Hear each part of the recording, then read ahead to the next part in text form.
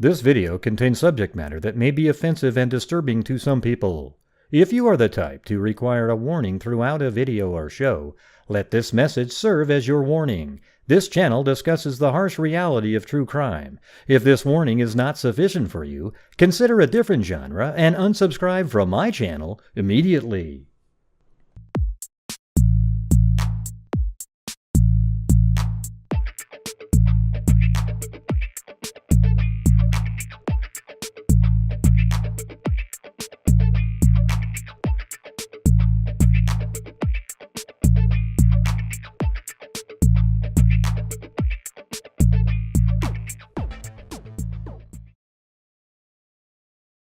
Explain to us what a chimera is, because I guess they exist. Oh, I love those. Yeah. Those are people with two DNAs in their bodies. Yeah. I mean, ooh. Good to be a criminal if you're a chimera, right? In fact, I was going to say my favorite one is this serial killer in Russia. His name was Andrei Chikatilo, and he was a chimera, and he got away with murder for 10 years because the DNA at the scene of the crime, the semen left, wasn't anything like the DNA that they took from him, the blood at the police station. So they said it can't be him. They kept saying it's got to be him. No, it can't be him. The DNA doesn't match, but it has to be him.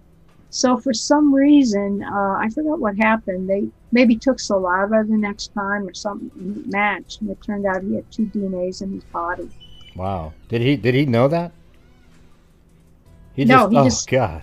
He was like, you got me. Holy, yeah, what do you mean that's not mine? That's what he was saying, right? What do you mean that's not my semen, he was thinking? Yeah. And then he didn't catch me, so. God, he must have just been absolutely. Well, in those days, this was in the 80s, probably the 90s, he didn't know a lot about DNA. He didn't know. I mean, this was the police learning about DNA and knowing that if it didn't match, it wasn't him, but it was. But nowadays, if that same guy was now and he was exonerated, then he said, well, we tested the DNA in the semen and we tested you and they're completely two different people. It depends because it could come out looking like a mixture.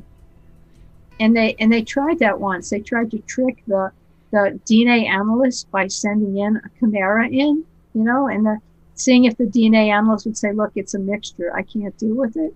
That's crazy. There was an article in the New York Times. There was a guy that gave a lecture talk at one of the big DNA conferences called Issue. And he had just had a bone marrow transplant. And they were tracking, what DNA was in his body. Whether it was the new DNA from the bone marrow transplant or the old one. And if I remember right, his saliva, his DNA kept coming and going. It would come back, and then it disappeared a certain amount. That's just weird. So how does it happen? Well, they think that it's because somebody's conceived as a twin, and the twins merge into one person. One twin is absorbed. Oh, like for fraternal twins that absorb. So almost the exact opposite of identical twins. It's one, and then they split off. Except those are two identical. Yeah. Wow. Well, they think it happens with identical twins, but you'll never know. Oh God, that's creepy. So some people, occasionally somebody's born with this lump or something, and they find out it's the twin that would have been born, stuff like that. But it's the merger of these. It must be like right away, almost like they're just. I would say. I would say there's not a big window for that, but it must happen. And that there was a woman recently. This is cool. She was she had welfare for her children, and they didn't believe her, so she took a DNA test to prove it, and her children didn't match her. So she was going to be, accused of welfare fraud. She kept saying, "Look, they're all my children. This is my husband, right?" So it turned out she was pregnant, and when she went to the hospital, they had the police with her in the delivery room and everything to deliver the child. They were right there. They witnessed it. And the DNA in the baby did not match her. Oh man! And they were going, yeah, that's what they said. Oh man, she was a chimera, and she had two DNAs in her body, and she was passing the other DNA of her. Oh wait, can I tell you my favorite story? Yeah. Oh, keep on going. Everyone's gonna love the chimera stuff. No, this is my favorite story. This couple went to a fertility clinic. to conceive a child. So they conceived this beautiful child, looked great, nothing wrong, had the baby tested, everything's fine. Except there's one thing very strange about the baby, and that is at the first test they did, the baby did not share any DNA with the father. The couple went back to the fertility clinic with their attorney and tried to explain how upset they were. Well, they did another test and they found out that the baby shared 25% of its DNA with the dad, the second test. And the only way they could figure out this worked was that the dad was a chimera and that he was conceived as a twin and that he absorbed his fraternal twin and that the sperm that went into fertilizing that egg to make that baby was his brother's DNA, so that he was really the uncle of the baby that he had conceived with his wife through the fertility clinic. See, I actually understood that. That's the Well, that's the scary part. I'm worried about you. I'm worried about you. That's the scary part. I mean, just that the whole concept of chimera is absolutely crazy. They don't feel any differently than anybody else, right? Not that I know of. I mean, it's not like they get headaches on Thursdays, you know. Well, I wonder, you know, does it ever happen? Has there ever been a chimera that turns out to be a conjoined twin? Wouldn't that be weird? If they're so rare that the odds are probably so low, right? Like, yeah, because conjoined twins, I mean, they're super rare. Right. So, and then, but just imagine if because you could literally have two completely different looking people on a conjoined. What would have been a chimera, but I don't know how to say it. Let's say they merged a little bit later, and then they sort of developed. I don't know if that would ever. Yeah, well, you know what? It'd be a little bit tough because the usually those conjoined twins are identical twins, right? Yeah, and they just so that you're dealing with chimeras, you can't really detect the identical twin part of the chimera, right? Chimerism, because if it's an identical twin and they merge, you're never going to see it. It's got to be fraternal when they merge, and then you start telling. And I don't know if that really happens with conjoined twins. If two twins are floating around in there and they say, hey, let's get and they get stuck. And I think that there would be rejection issues somehow too, because they wouldn't be right. I think the conjoined twins start like this and they start separating and they never let go. Whereas this is like two that are separate and they kind of on top of So I think it's the opposite direction.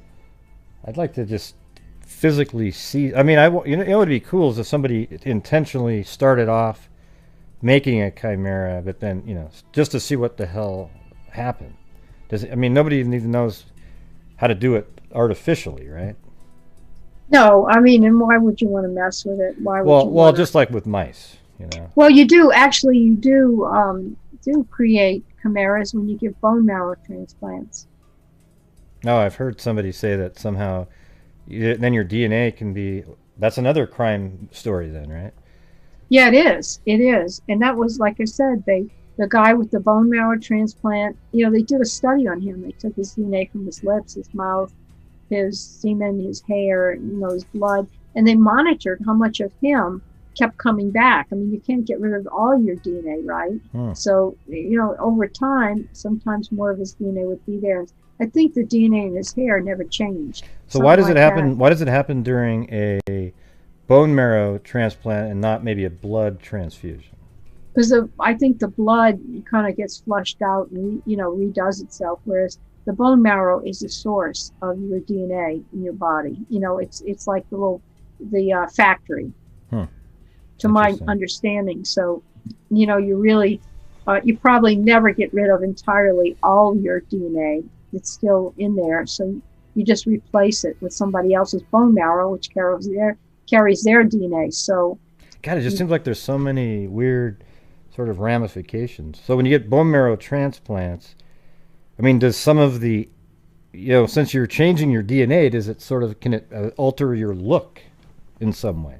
Oh, that's interesting. I really don't know. I think that this is the edge of what I understand. That you're replacing stem cells and stuff. So that's a good question. How come your hair doesn't turn blonde or something? You must have, a certain amount of DNA of your own otherwise kind of in your body, and it's never entirely replaced. I don't know. I would say your blood type would change. Maybe there's some things that, you know, once it's set, right? And then even putting DNA in your body isn't going to change. I think, I think what it probably is that part of your body that renews itself quickly, like your blood, your bone marrow, your saliva, that kind of thing. That probably is more volatile, and you change that out. Whereas, like my skin cells that divide and stuff, they're still me. There's so many of them that you're never going to change all of that. That's weird, because in the future we're going to probably develop technology where you can be almost like an amphibian, where you lose an arm and it grows back. Now, what if you just had a bone marrow transplant? In that instance, that arm might come back a little bit with like the other person, right?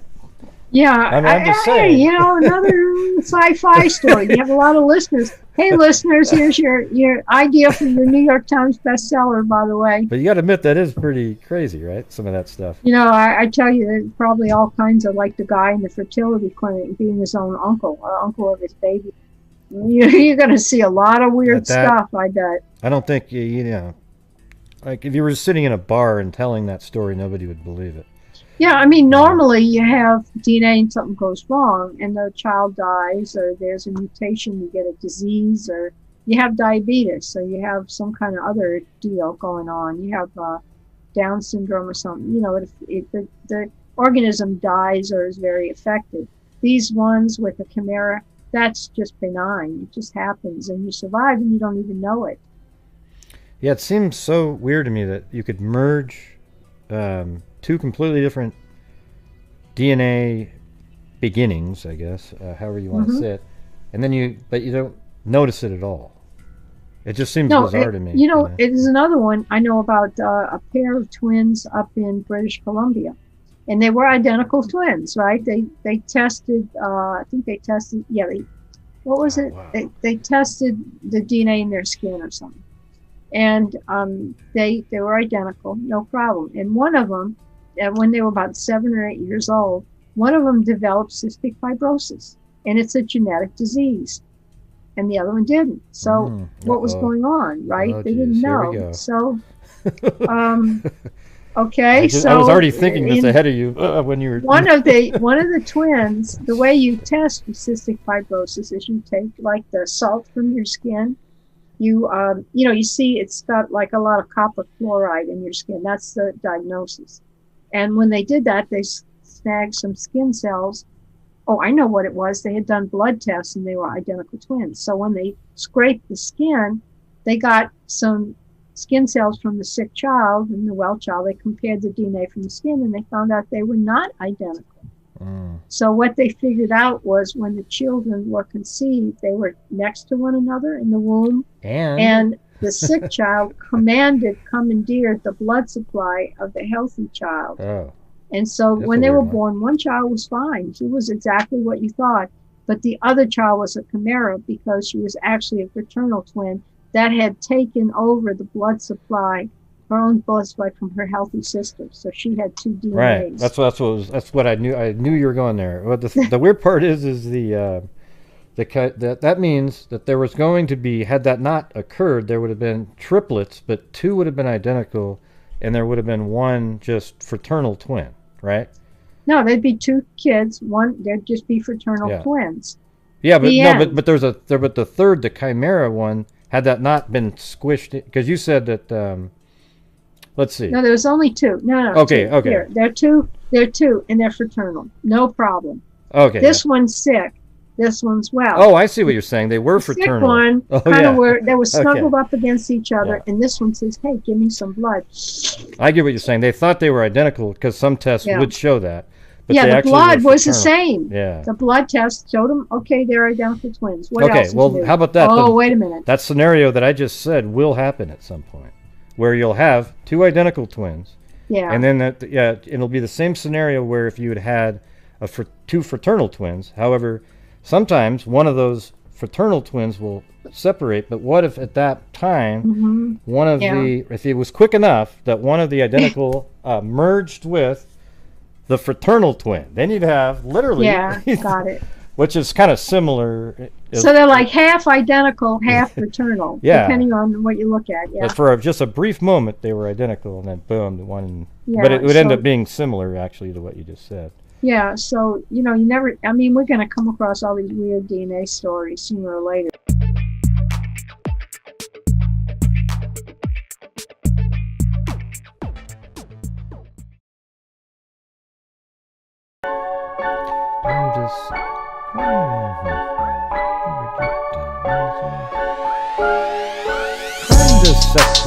The rejector, I'm a certified human lie detector. Gonna getcha, on a stretcher, if you try and play me like an old projector. Crime sector is my nectar. Professor Greg is gonna give another lecture. Crime collector, freak nectar, and I'm always gonna be a pup protector, food detector, interceptor. I'm a meaner than a specter. Boom! There we go. I hit the right timing on that one. Yee!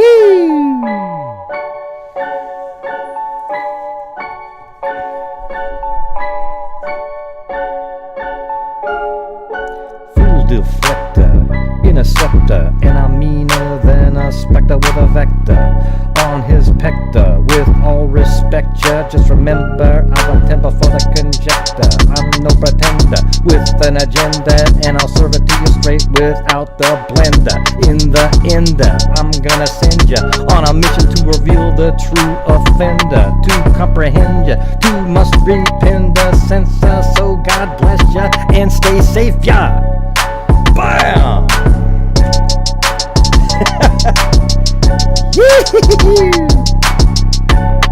At the last minute, he kicked it out of the ballpark.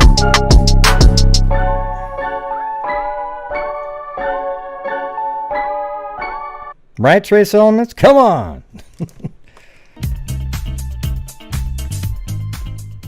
Love my freak family growing heart. Thanks, Miss Skiss. It took me so long to get that name. I don't know why. It's just right there now. But it was just sort of like that one the two capital letters in the middle. It just something didn't work for me. Hey, what cartoon does this remind you of right here?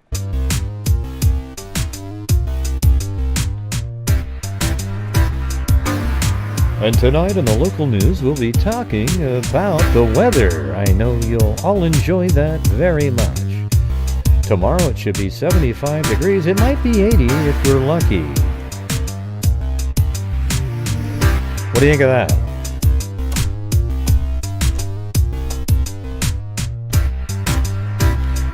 Kind of reminds me of the Peanuts, you know? I can see like Linus slipping on... Yeah, there you go. As Wally Gator said. And I know he said it before me because... Well, I said it before him in my head, but he thinks he said it before me because you guys are on a delay.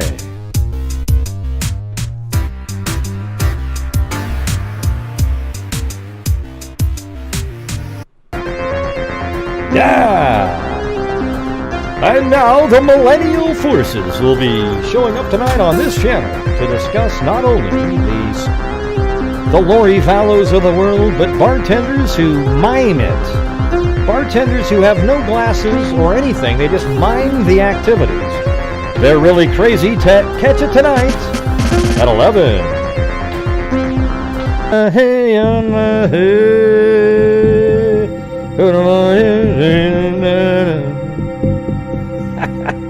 that's right, Raven. Remember that shit? God dang.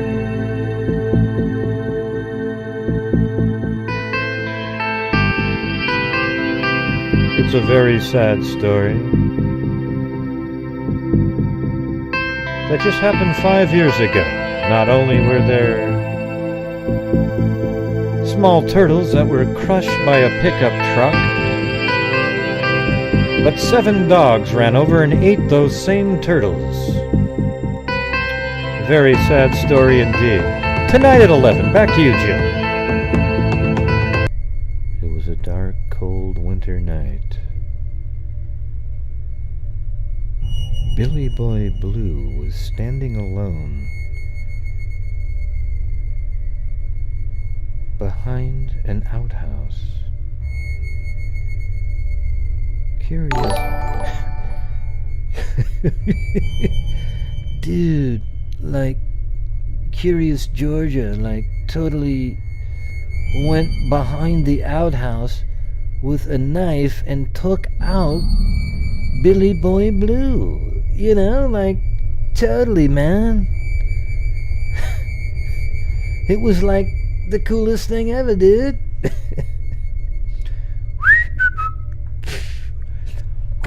I can't whistle. I can't make the whistle. Totally, man. No way. That's gnarly. Okay, is that good? But Billy Boy Blue, he didn't die from the stabs from Curious Georgia. He got up in a moment of absolute courage. He saw light from a neighboring yard, and he ran as fast as he could, collapsing on the doorstep. Curious Georgia was close behind. But then suddenly, the light of the door opened, scaring Curious Georgia away. Billy Boy Blue looked up at the neighbor and said, "Please help me."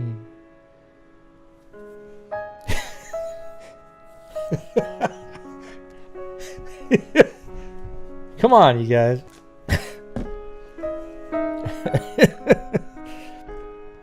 No, it's you that needs saving, Billy Boy Blue.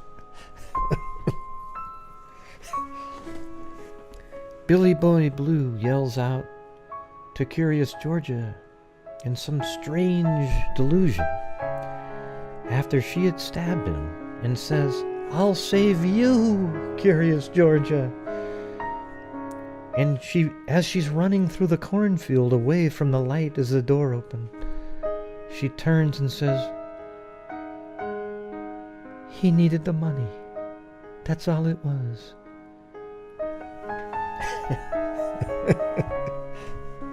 Oh, man. Ew, shit. You guys are crazy, man.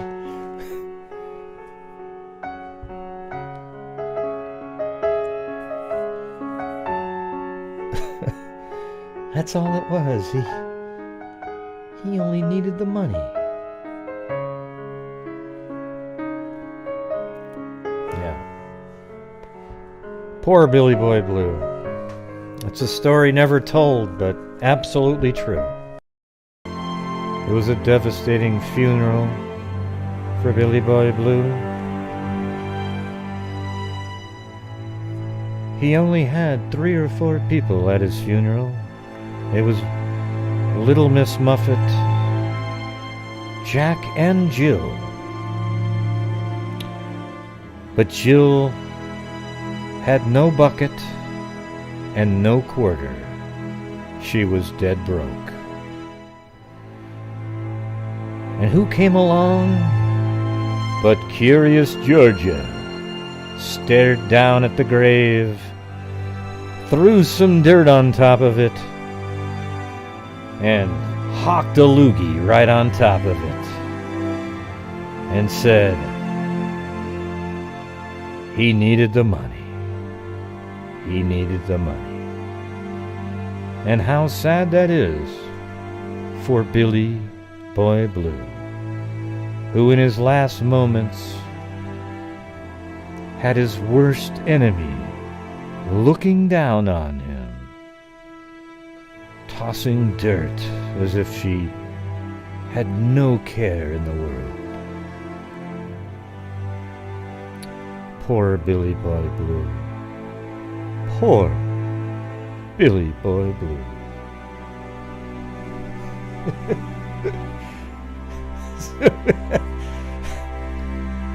Wait. do I hear knocking on the inside of the coffin. It's Billy Boy Blue.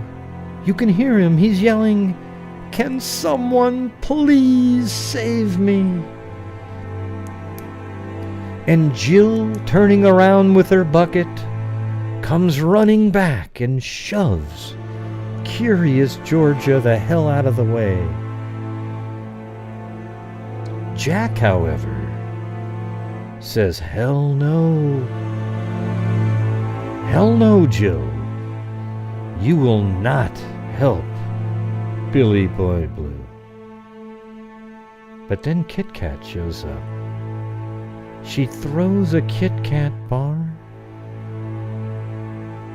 to Jack, and he runs after it, and then is able to pry open the coffin. And Billy Boy Blue crawls out, dusts himself off, looks over at Curious Georgia and says, "I didn't need the money after all." Unbelievable. What a great story, you know, and those are the kind of stories that keep me going on this. Oh, got tears coming down my eyes. He's alive! Look at him! Look at him!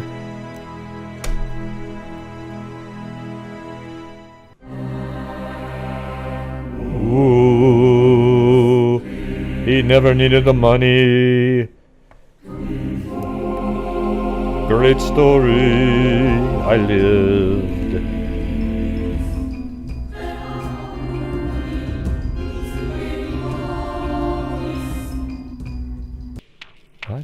What are you talking about? A noun. Is that you, Trey Zimmerman? 13. What did you say, Trey Zimmerman? 13.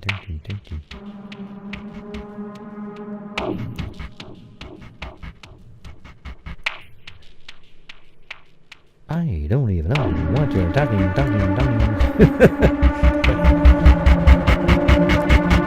Wow!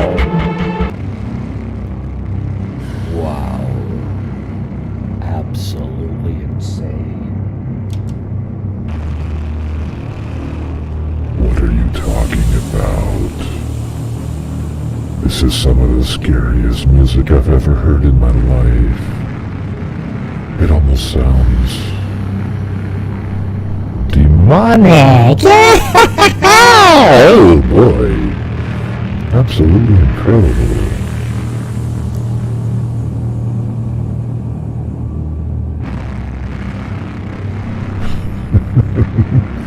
What do you mean, Miss What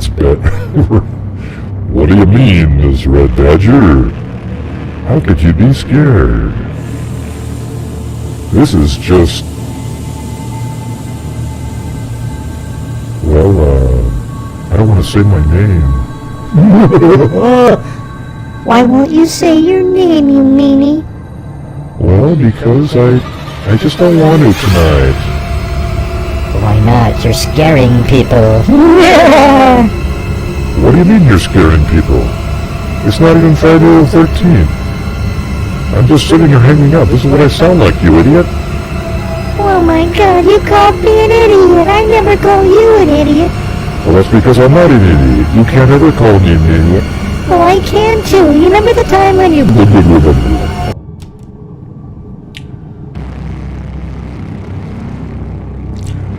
Now listen, Mary Lou. Are you okay tonight? You seemed a little upset earlier. I'm feeling just fine. How about you? Wait, are you talking to me? I asked you a question. I wasn't expecting you to ask me a question back. Well, I'm just trying to be polite. You know, when you're walking by somebody in the hall and you might say, "Hey, how you doing today?"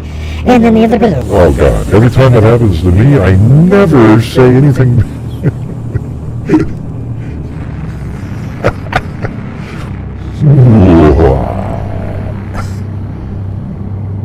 Oh. Yes, it's more frightening from behind the bars. This is Friday Night Scary Hour.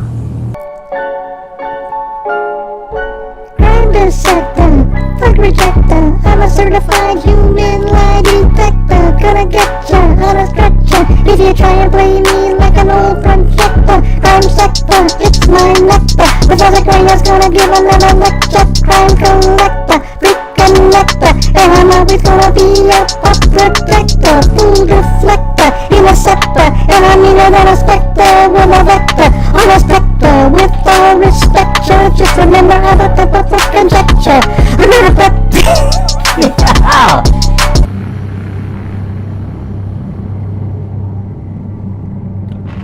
I almost feel like I'm doing EVP readings at this point.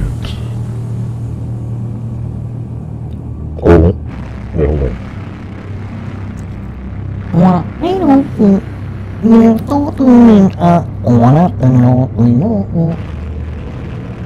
wait a minute. Did you just say what I think you said?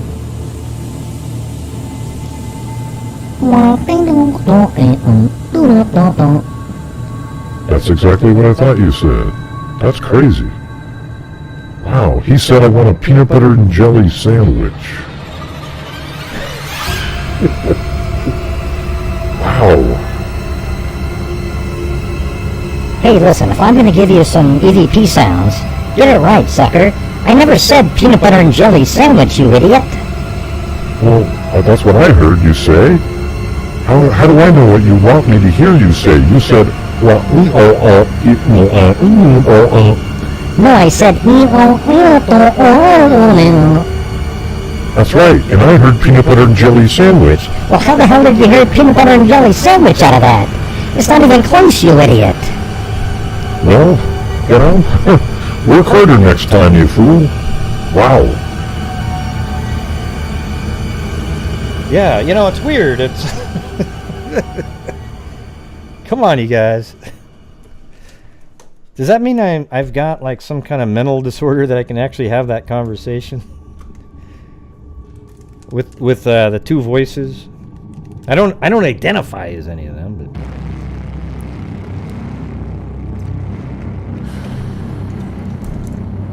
okay, that's what I was thinking, Fiber Sloop. I wasn't sure, but yeah, more EVP readings. Let's see what we. Okay. Tell us, are there any ghosts in my house right now?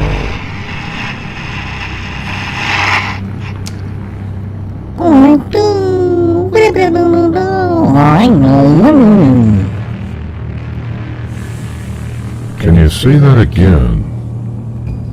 No, I can't. It's a one-shot wonder there. Thank you. Okay, well, this is what I heard. I'd like to have a Coke and a smile.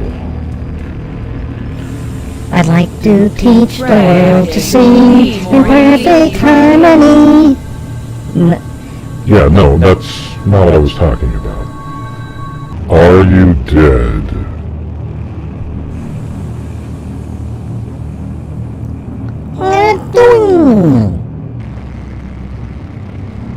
What does that mean? It was a simple question. It's either yes or no.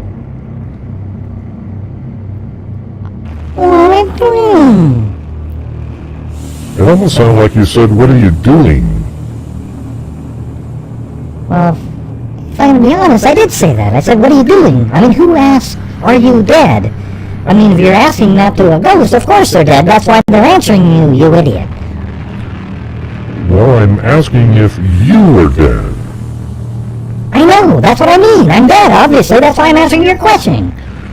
Yeah, I know. Okay, I get it, okay? Well, I guess you got me there. You got me. That was a dumb question, okay? Sorry about that. Is there any other questions that you might want to ask me? Well, that's not how it works, you see, because you ask me a question, and I'll give you some nonsensical sounding thing, and then you can interpret it however you want to, so that the people listening think you know you heard something that's relevant to a case you might be looking at. That's exactly right. Thank you very much. I'll keep that in mind. Hello, this is Jim Sampson. And with me today is somebody who is going to be talking about sewage treatment. And why he does sewage treatment, I have absolutely no idea. And with me now is Steve Johnson, and what is it about sewage treatment that you enjoy so much, Steve? Well, Jim, I really love doing sewage treatment, and the reason I love doing it so much is you never know what you might find in the sewers of our cities. For example, last week I found... Hey, listen, I'm not really interested in that aspect of it. I'm just wondering why it is...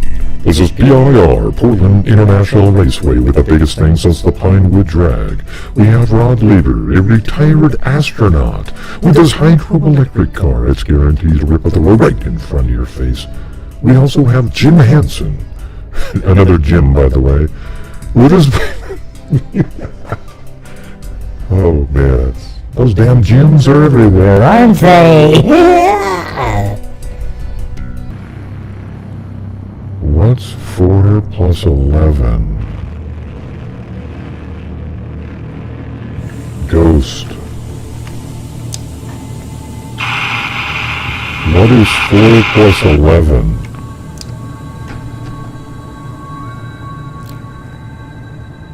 I'm going home. Can you say that again? I didn't hear you. When you go home. I think you said when you're smoking dope. Is that what you said? What's 4 plus 11? I think what they meant was 4 plus 11, so that would be 15. Not 4 and then put the 1 on the 1 after that.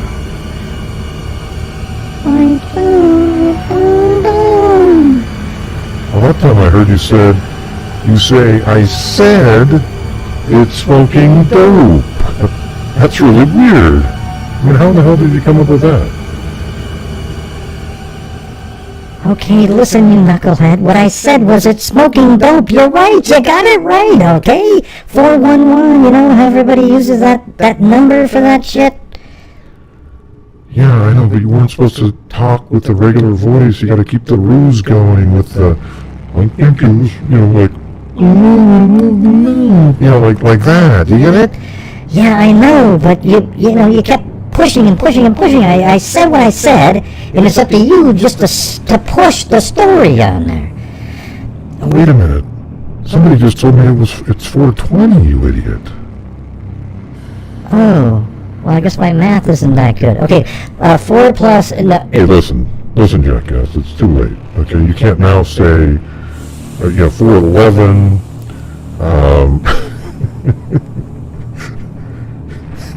You can't now say, let me add 9 to it and it equals 420. It doesn't work that way. You get it, right? Okay, let me just try one more time. I know. Oh, I see what you said. You said 411 plus 9 that time. Yes, I did. Okay, can we move on to something else? Thank you. Okay, Jesus. I dare you, watch my show. I dare you, watch it. Whoa.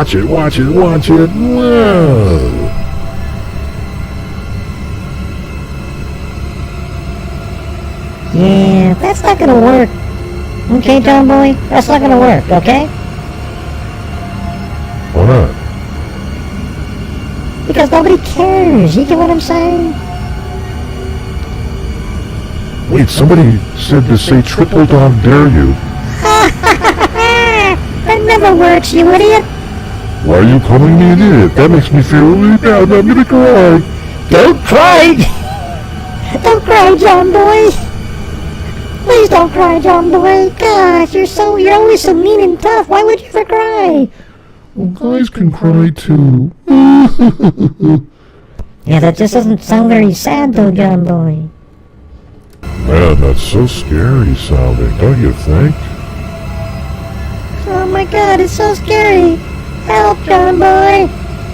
Now you're on your own there, Mary Lou. You were so mean to me earlier. You're gonna cry again? Hell no. I was just joking around. It sounded like the circular saw. What was he doing with it? That's scary.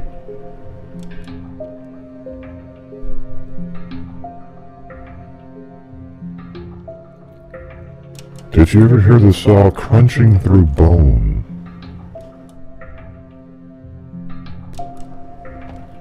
Well, it wouldn't, you know, it wouldn't be crunching through the bone, it'd be kind of cutting through it, wouldn't it? Well, you know what I meant. No, I really didn't, okay? You said crunching through the bone. I mean, I'm not sure a saw would crunch through a bone, would it? Well, I mean, yeah, I guess you're right.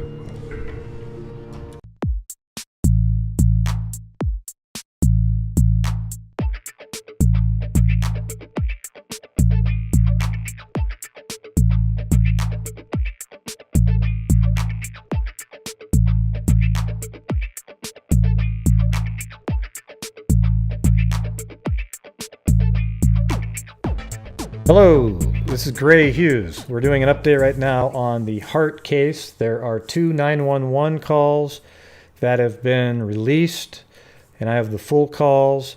One is a friend of Sarah. Sarah texted a friend saying that she was not feeling well and wasn't going to be able to go out, and maybe she was going to have to go to the hospital or something. And then her friend actually then called 911 at a certain point because she was worried about her, okay? The second call is a different call than the actual DeKalbs, the neighbors that called in February. This is back in November. This person was so concerned, and you just got to listen to this. It's crazy. All right, so here we go. All right, I'm going to put the actual text of the calls on the screen, too. So let's play this. Here we go. And who are we checking on? Sarah Hart. And how are you related to her? Just a friend. Tell me the reason that we're checking on her again. She sent out a text message at 3 o'clock in the morning on Saturday morning stating that she was sick, but nobody's been able to get a hold of her or talk to her or seen her since that text message. Okay. Or her wife, which is Jen. So we're just concerned. Okay, so the text message that Sarah sent was at 3 a.m. The same, okay, so you know the day that the DeKalbs reported, then CPS showed up. Jennifer was already home. Then Sarah came rushing home. Then later that night, then it's midnight. Then 3 a.m., Sarah texted this friend to say, hey, I'm not feeling well, whatever. And then at 8 a.m., they're in Newport, okay? So just keep that in mind. Okay, and did she say, when she said she was sick, did she say what was going on, or? She just said that she just is unable to come out and wasn't able to go to work and thought she was going to have to go to the doctor. I checked the hospitals. They didn't have any record of her. And I think her phone is now dead. And what is her phone number? Okay. And just the 2 of them live there, or? And they have 6 children. Yeah, there's some kids that I feel is being highly abused. Okay, now the second call, I guess this part wasn't left on that last recording. It said, has she been suicidal at all? Not that I'm aware of. That's funny that lady would ask that question, the operator, but the dispatcher. All right, now let's play this second call. This is in November, so it's actually 3 months prior to this other 911 call. These are just some of the few 911 calls released. So listen. Highly abused, and I can't. Okay. And they have 6 children. All right, so Yeah, there's some kids that I feel is being highly abused, and I can't wait until Monday. In Woodland, Washington. What's the address? Okay, I'm going to give you the address of my daughter's house because it's right next door. Okay. God, whoever transcribed this was terrible. Okay. What's going on there? Well, they have 4 black children, which that part doesn't matter, and they're new here in Texas. But the other night, a little girl jumped out of the second-story window on the roof and then down onto the ground and ran to my daughter, and this is like 2 a.m, begging them to help her. When did that happen? About 3-4 nights ago. Okay. And my son-in-law doesn't want to get involved, but the more I sit on it, I just can't live with it. Somebody's got to go there and check on these kids. And so how old was the little kid that did that ran to your daughter's house? About 12 years old, 13. And when they came looking for her, she was begging my daughter not to let them know she was there. And then eventually my son-in-law let him know. And then she had all 4 of the kids come back later and to say everything was okay, and they were all standing at attention like they were just scared to death. And I think there's something very serious going on there. And they're here from Texas. The kids might even be kidnapped. Okay. And so did the girl ever say why she was scared? No, she was crying, and it was 2 a.m, and my daughter said the biggest problem was she's half awake. She couldn't believe what was going on. And and basically, my son-in-law is like most people. They don't want to get involved. And so he's keeping my daughter out of it, but since she's told me about it, I just can't live with it. I'm very concerned for these kids. I just can't let this go any longer. Those kids, I think, is in very serious danger. Yeah. So you know what's crazy is that guy called. And who are we checking on? Oh, sorry. Let me stop this from playing again. And how are you related? Yeah. So that guy actually called, and they deemed that there wasn't enough evidence to do anything again. So, you know, CPS and law enforcement absolutely let these kids down. Okay, I wasn't going to be that harsh on him before, but this is ridiculous, okay? So this is even another incident. And this guy was absolutely, you know, you could tell how absolutely worried he was about these kids, all right? Now listen to that. One of them jumped out of the second-story window onto the roof and then went into their house. It was exactly the same. You remember how in the DeKalb story, how the girl cuddled up in the corner and tried to hide, and then later on the other kids showed up and all said, "Oh, everything's fine, everything's fine." I mean, it's like clockwork, and actually, you know, absolutely controlled these kids to do what they needed them to say and do to protect themselves from being accused of being abusive to the kids. I mean, it's unbelievable. Okay, and wow.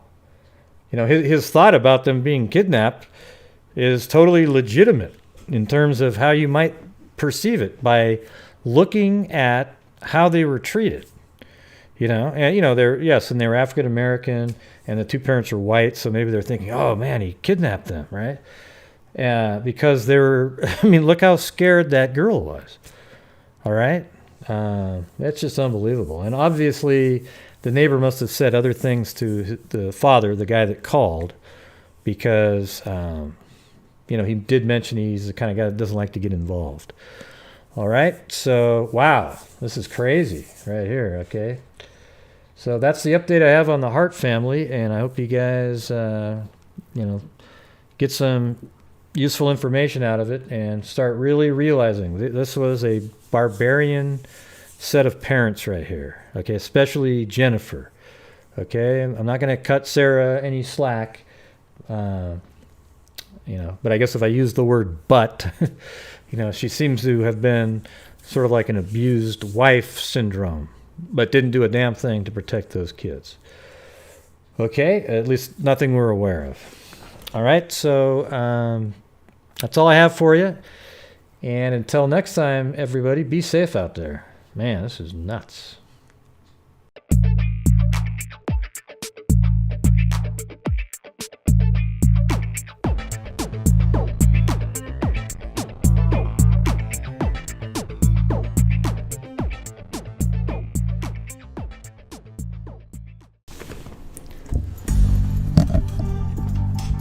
Whoa!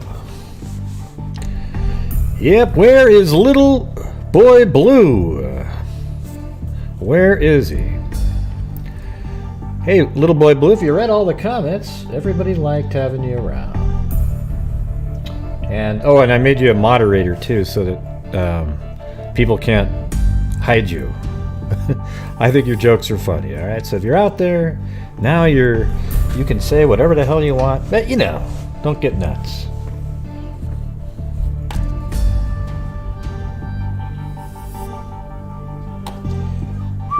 Well, I forgot to shave today, so now my face is like stuff all over it. Hey, how's it going?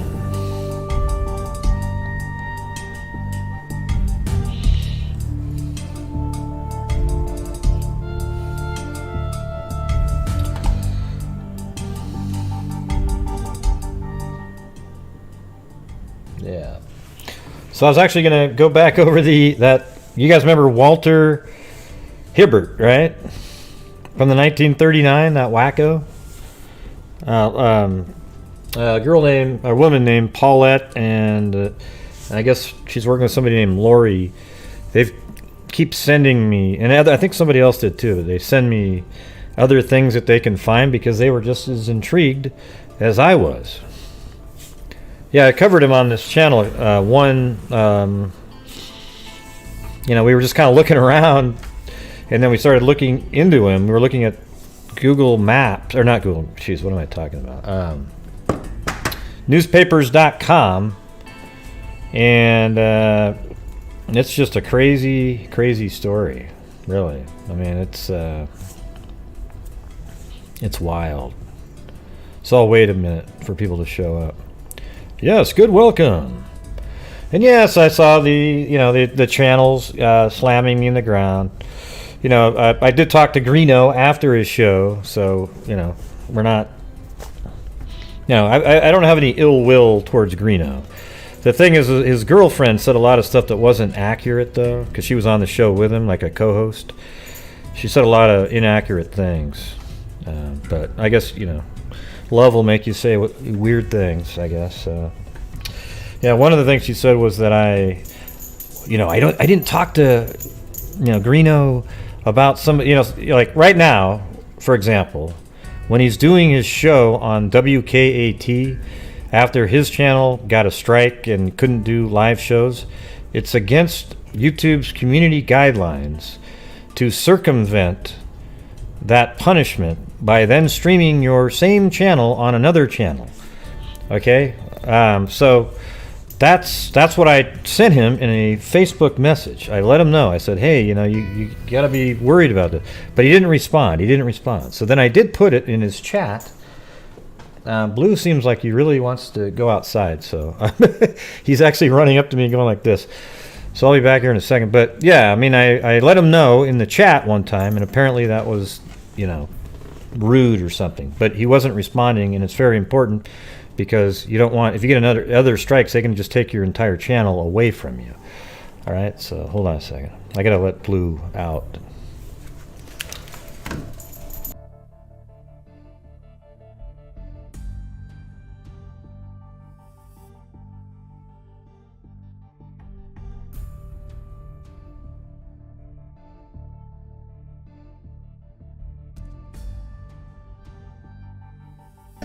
Yeah, so Blue's outside right now, all right? Yeah. Wow, he was really, you should have seen Blue. He was just running up and jumping in the air and slapping my leg, saying, hey, let me out. Yeah. And I do compliment Greeno's videos that he makes on, when he walks down by the creek and he shows everybody the landscape, that kind of stuff. I've always told him I just don't like the sensationalistic part where he's like, hey, and all the banging and booming and the fake voices and weird stuff like that. It sort of adds a level of disrespect to a serious topic. Okay, I mean, I don't know. Maybe do that on the when you do your ghost hunting, that kind of thing. But that's just kind of stuff I was saying. But man, they were just trashing me. And then Harvey Carroll, you remember what I told you guys about the what was it? Oh yeah, the satellite image that we got. I told you, watch. And he made a whole video about how I don't know how to do it. And he's got Russian satellites that he's working with. And he's way ahead of us, everybody. We're like worlds behind that guy. It's hilarious. But anyways, that's it. So you guys remember this, right? A lot of you remember this Walter R. Hibberd, 1939. It's just a really disturbing story on all levels. It's really pretty bizarre. So I'm gonna, let's see, is this the one? Yeah, like this is probably a good one just to start with right here. So what's really weird is when I was looking up these articles, you'll see something like Hitler invades Bohemia. I mean, so that's the kind of shit that was going on at the time of this incident in Massachusetts. So look at this. Beheads bride of 8 days and confesses. The bride's bouquet this is written, it's like a story instead of just reporting. Right? Oh, and guess what? I have to go let Blue back in. Now he's scraping the door. God, Blue, man. Jesus, what a show killer.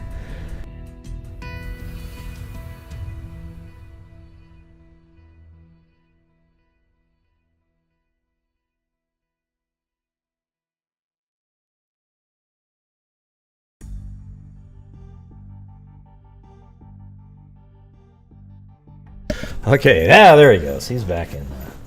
So I might do there might even be more updates in the future on this one. But anyways, let's go through and Blue, if you could sit still for 2 seconds. I can't take his necklace off or whatever, collar off, because of what happened a couple weeks ago when he disappeared.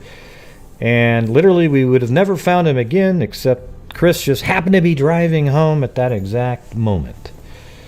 He followed the car back into the street. All right. Oh, thanks, Goldie Con. Yeah, right. Just let me do the damn show, Blue.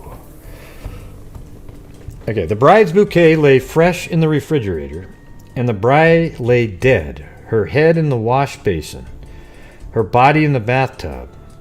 And that was how the honeymoon ended when Walter Robinson Hibbert, 20, killed his wife of 8 days and mutilated her in a crime described by authorities as perhaps the most revolting in New England's history.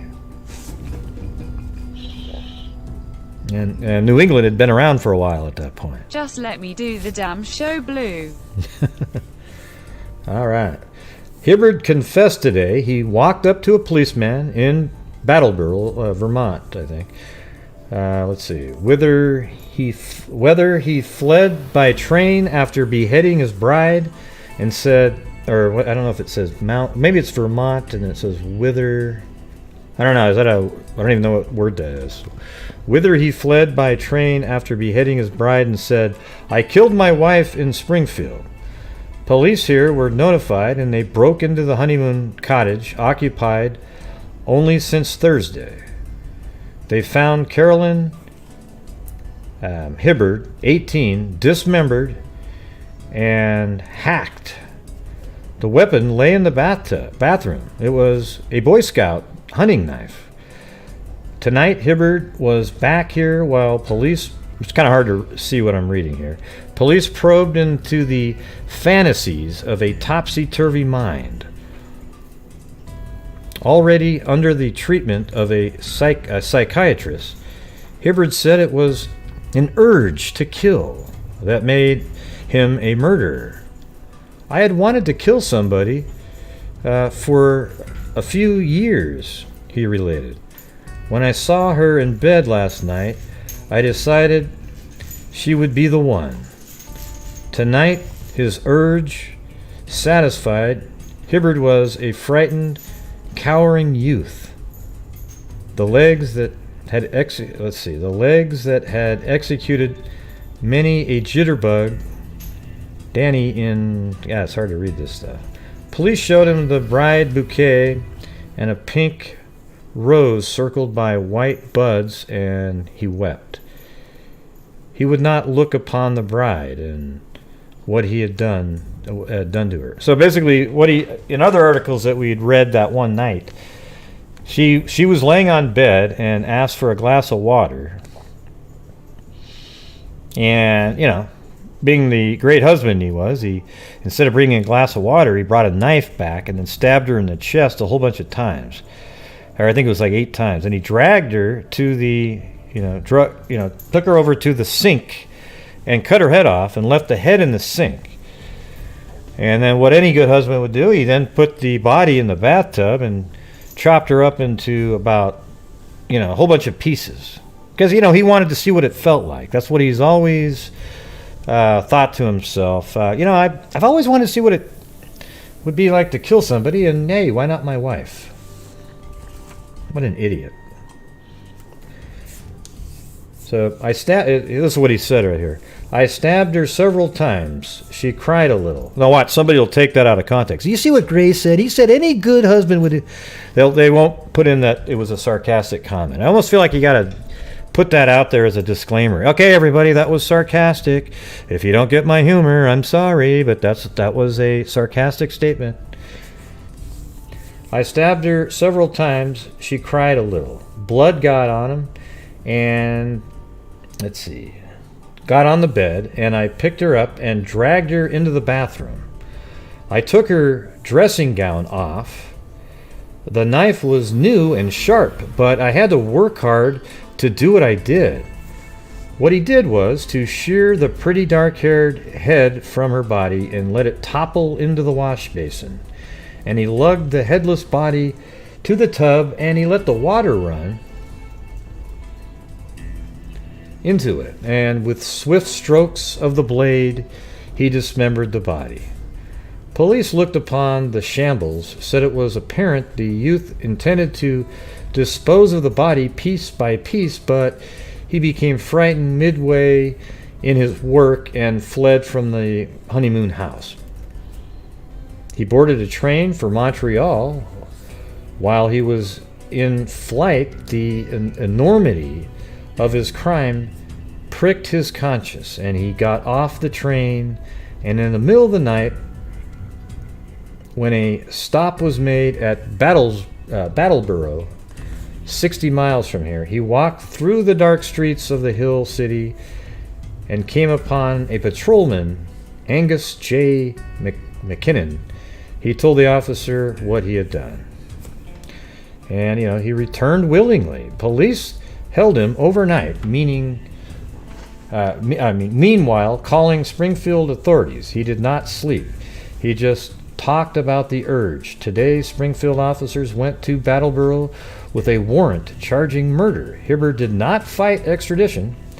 He returned willingly when police promised he would have to look upon his bride.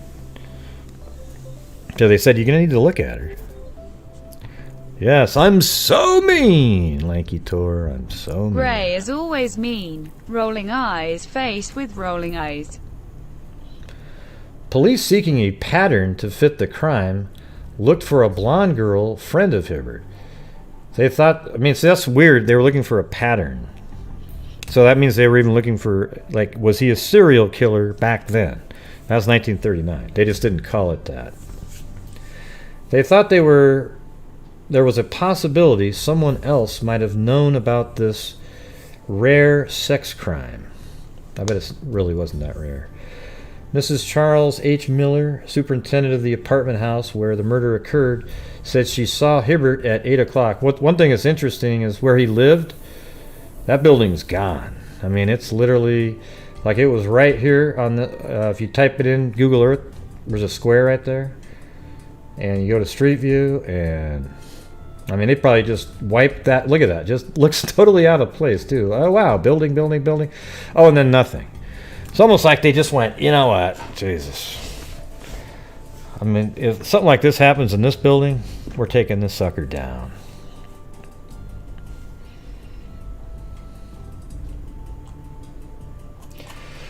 So anyway, this guy's an absolute barbarian. Now, the thing is people have been doing a ton of research, and then even they would send me stuff, and then I'd look up things to try to find another angle. And then that worked too. So let me go get the folder open real quick. Yeah, so I mean you can see, look at all these different files we have just associated with it.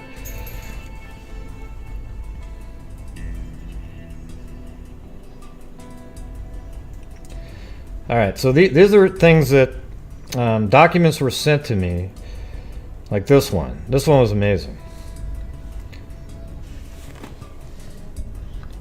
So the thing is he was committed to a mental hospital right after this happened. And you can see it right here, but look what he was diagnosed with right here. I mean, I didn't even know this word existed back then, but look at it. Psychosis with psychopathic personality. I didn't know they had the word psychopathic was even part of the lexicon back in 1939. Did you? I mean, that seems pretty early to have that word, but they actually said, hey, this guy's a psychopath back then.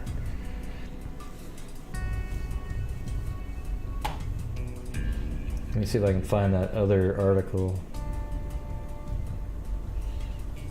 There's that one.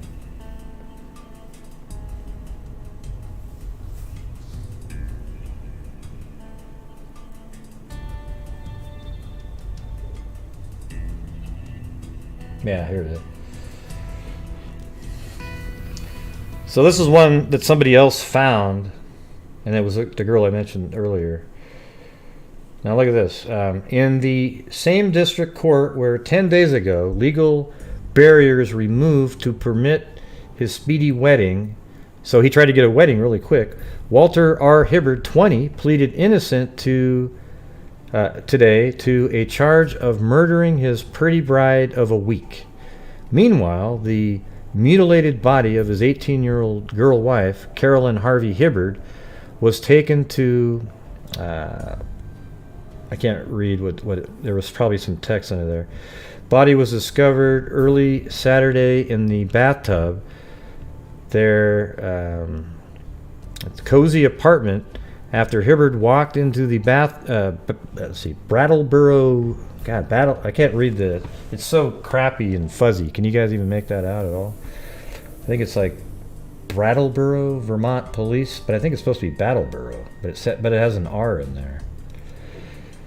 And he told police he had murdered his wife because of an urge to kill, so that he would wed the girl. Hibberd appeared before the court just 10 days ago and obtained a waiver of the 5-day law to permit his immediate marriage to Carolyn Harvey. He came back today, appearing somewhat dazed, to answer the charge of her murder. His innocence plea was entered through counsel. So down here there's some newer... Hibberd was held without bail, and his case was continued until November 16th. As in all capital cases, he will be given a mental examination before his next court appearance. Hibberd spent the hours preceding the call to court in a trance-like silence, contrasting with the violent sobbing which Deputy Police Chief John P. Fleming said accompanied an assertion that we were madly in love with each other.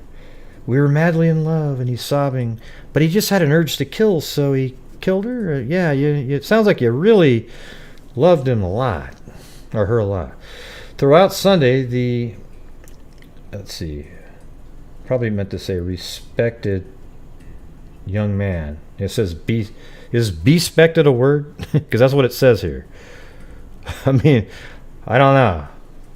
I know respected is, but there's a B there. B-E, It was probably a lot harder to make corrections back then. 1939. Let's see. Asserting Hibberd's brain must have snapped. See, here we go. This is where we start getting into the psychological part. Asserting Hibberd's brain must have snapped temporarily. Fleming rejected as definitely not true. That's probably the DA. Police said that 7 years... here's the part of this. This is the main part of this little clip that actually makes you go, whoa. Listen to this. It says, police said that 7 years ago, Hibberd assaulted a sister with a claw hammer. So when Hibberd was 13 years old, he assaulted her with a claw hammer. There was no prosecution, and after examination, Boston brain specialists were reported to have said that the incident... Oh yeah, and there's another page, and that one can't be located. But it shows that he had a, propensity. I mean, he had psychopathic tendencies at 13 years old. He took a claw hammer, and attacked his sister with it. I don't know if she survived or what happened there. There was no more. It continued on another page, and we don't have that page. I'm just happy to at least have gotten that part of the information. Okay.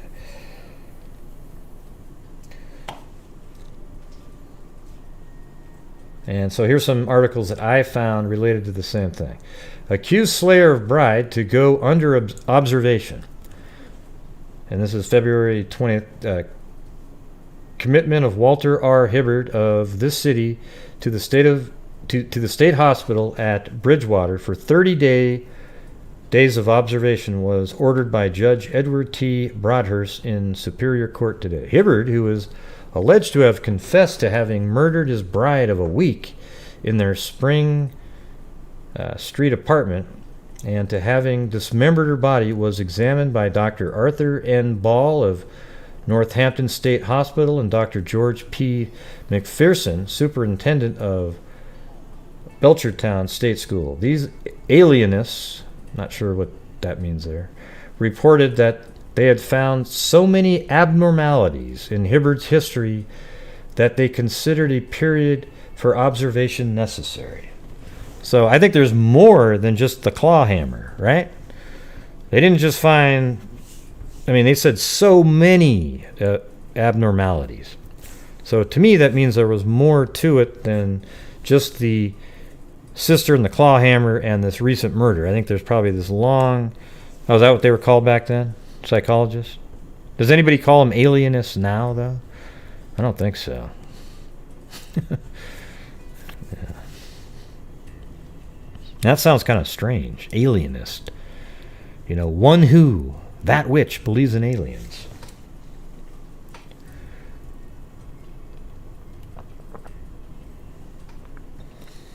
Yeah.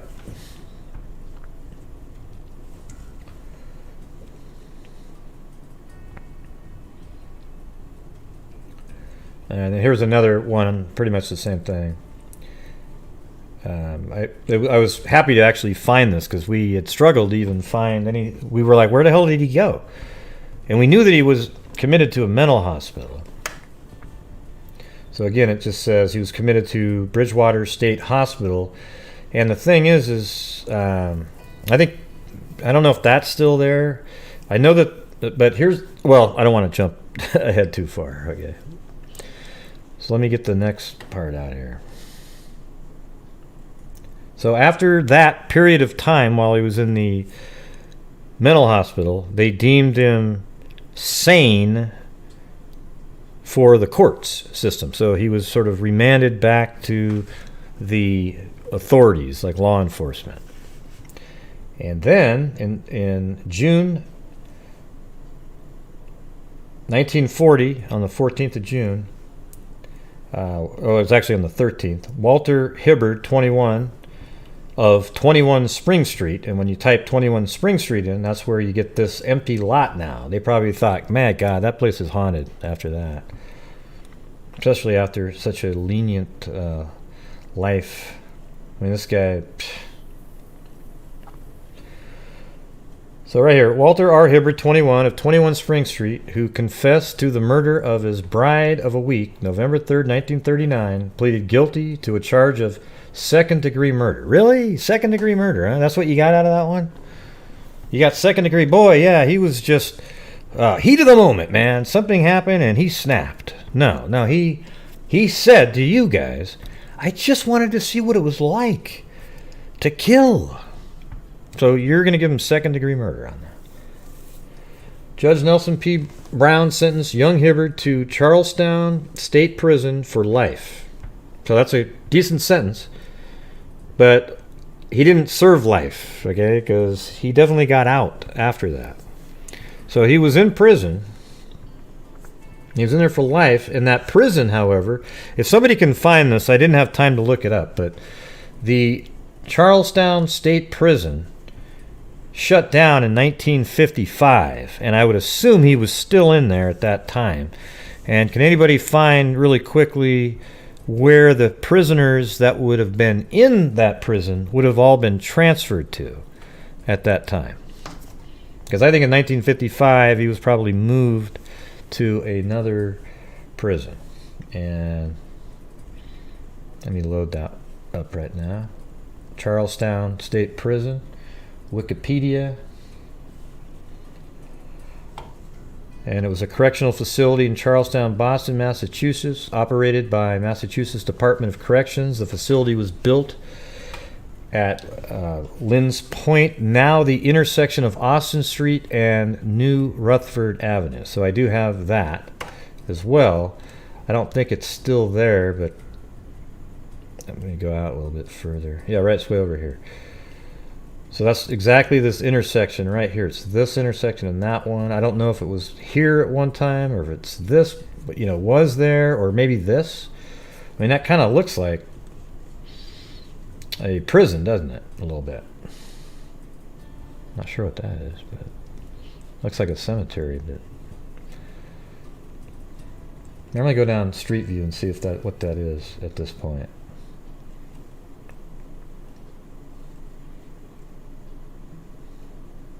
Yeah, probably turned it into a hotel at some point. I don't know where. It could have been completely torn down, and these are just the buildings that are been put up since. But that does have a similar look to a prison. I wouldn't be surprised if it was actually in there. This whole thing might have been surrounded. Hard to say, but they did say it was at this intersection, like near there. So it could have just been right there.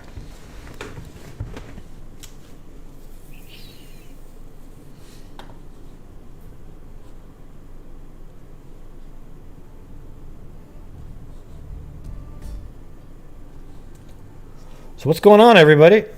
Isn't this just kind of stuff piss you off a little bit? Like, they even listed him as a psychopath. He killed. I think if you're a psychopath and you murdered somebody, it should always be life without parole, every single time. And who knows? We're trying to figure out where this guy went. Did he ever leave a trail of bodies in those locations? And how long was he in prison for? Because he definitely got out. He got married in I think 1960. We have all that information in this folder, so let me go back to what I was just looking at.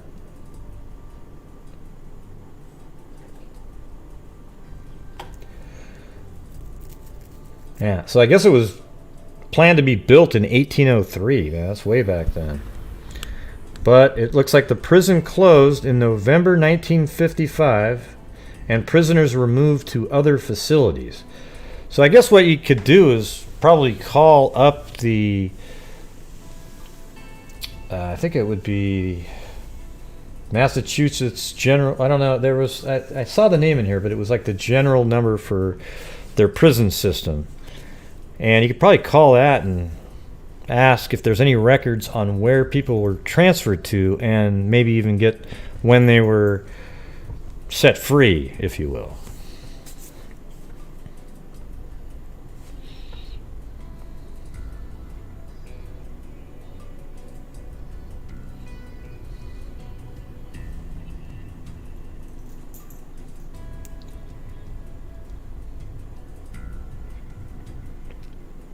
All right, let me open up. There's one document that was this one right here. So this is one that was just sent today. This is one that said psychosis with psychopathic personality. This is from, I think, 1940 while he was being examined. And there's a lot of stuff in here. And apparently he did register for the draft, but I think all prisoners, that's what I was told in the email by the person I mentioned earlier. which is Paulette.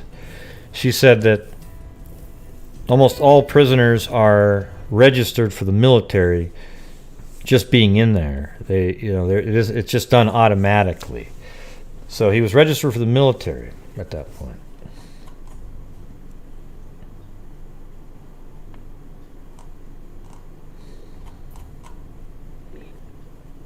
Now look at, there he is right there. Oh man.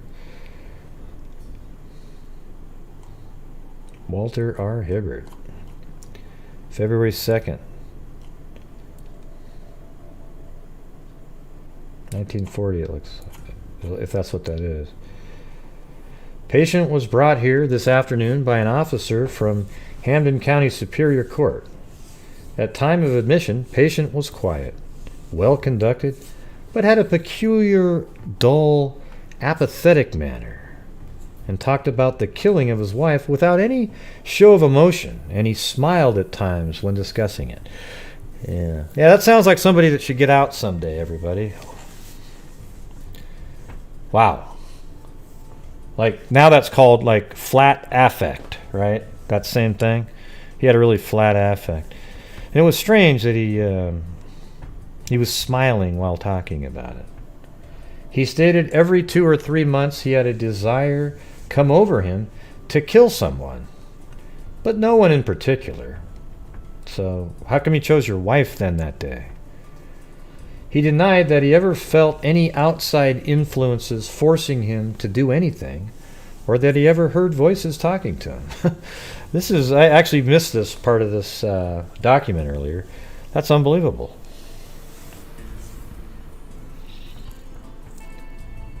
Wow. He signed his mailing card and went toward H3 without causing any trouble. Now let me just read that again. At the time of admission, patient was quiet, well conducted, but had a peculiar, dull, apathetic manner, and talked about the killing of his wife without any show of emotion, and he smiled at times when discussing it. He stated every 2 or 3 months he had a desire to come over him to kill someone, but no one in particular. He denied that he ever felt any outside influences forcing him to do things, or that he ever heard voices talking to him. So basically he's saying, hey, I'm totally sane, I just feel like killing every once in a while. Patient is a slender, white male of English-Swedish descent, well-developed and nourished, age 20, height 5'10", weight 136 pounds. Man, that's really skinny. Maybe not back then, though. I think we just eat more food now. Hair light brown, eyes blue, complexion medium. And I guess the scars, one medium-sized vaccination scar on his left arm, faint irregular scar right elbow. So really, and then a scar of circumcision. Really? Okay. I don't see a scar. Does any of you guys out? Well, you guys ever notice a scar on you? Yeah, that's some weird shit. Yeah, he should have had a lobotomy scar, but apparently there wasn't one. So now they're going to talk about his oral cavity. His tongue is medium size. Like, that's such a weird thing to even note, right? Protrudes in the middle line without tremor. Teeth are good. Tonsils small. Mucous membranes normal. Thank you, Cairo Al-Qadir.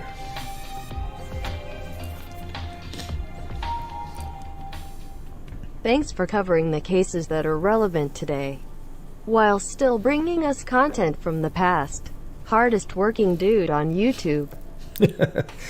Yeah, I do. It's weird. I mean, it seems like all day, I mean, you know, when I have time, stuff comes in, and then I'm looking stuff up, and it's just, ugh. But it's fun, though. I mean, that's the thing, is, like, I feel like sometimes I'm just tired, but then you look at something and you just keep going because it's crazy. So his chest was well developed, expansion good and equal, lungs clear and resonate throughout. No cardiac enlargement. Apex and pulse, fifth inner space about an inch below the nipple. No murmurs. Blood pressure 115/80. Heart sounds and pulse good. Quality rate 90. So he had a heart rate of 90.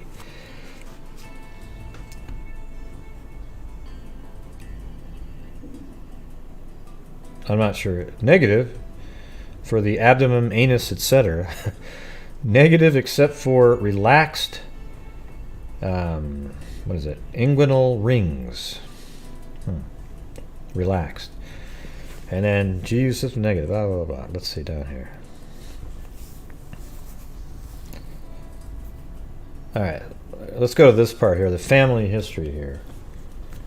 History obtained from patient and seems reliable. Says he was born in Willimantic, Connecticut, May 26, 1919, and is now 20 years old. Father was born in Lebanon, Connecticut. Well, you wouldn't know that, Lanky Tor, because on the show earlier today, I was called every name under the sun by a bunch of whack jobs. Okay. Father was born in Lebanon, Connecticut. Mother in Cromwell, Connecticut. The family came to Massachusetts about 10 years ago and has lived in West Springfield ever since.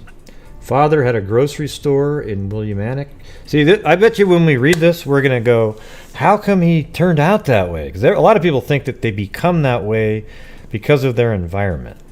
So let's see where this, if anything comes up like that, because I haven't read this yet.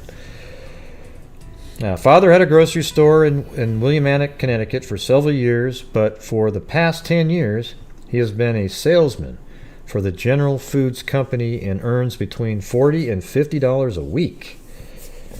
Wow. I guess that was big money back then, huh? I mean, remember when, I think back then, homes cost something like $6,000 or something. I mean, it was really just crazy. Maybe even less than 10.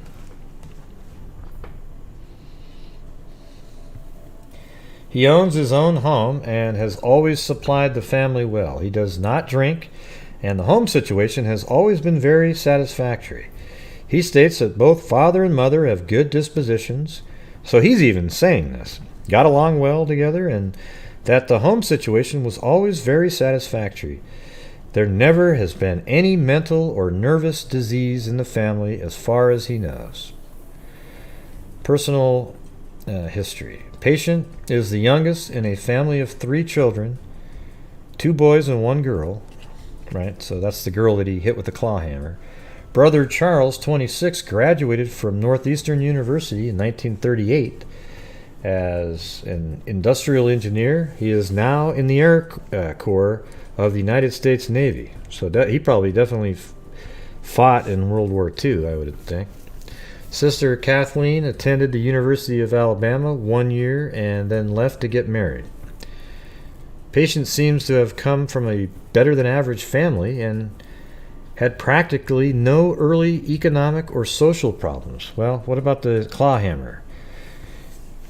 Early development. He knows nothing about his early development. Thinks he was a normal, healthy child. So he just might not have mentioned this in this interview. So this is all stuff he's saying. So they didn't know about that. Education. Started going to school at the public kindergarten at Willimantic, Connecticut at the age of 5 and graduated from his high school at West Springfield, Massachusetts at the age of 19. He attended the American International College at Springfield, Massachusetts, but left after 1 month as he says he was having difficulty in concentrating. I'm sure you were. You were thinking, God, I'd like to kill somebody. In high school, he had some difficulty with mathematics and says he had to repeat second-year French, but says this was because he was lazy, not because he found the subject difficult. While in high school, he says he became disinterested in schoolwork and stayed out his junior year, but that the next year he went back and completed the course. He says that he was never a particularly good student, but that on the whole he received average marks. He says that as a child he had tendencies to keep by himself and played very little with other children. But he attributes this to his being a little cross-eyed. And I thought I could see that in the... What page are we on right here? 6. Okay. Oh, crap. Where'd that go? There it is. So we're on page 6. Yeah. See right there? Like I was looking at that, and this left eye looks like it's crossed in. See that? Can you guys make that out? I actually was noticing that earlier, but I didn't think it was something he was relevant at all, but he actually brought it up.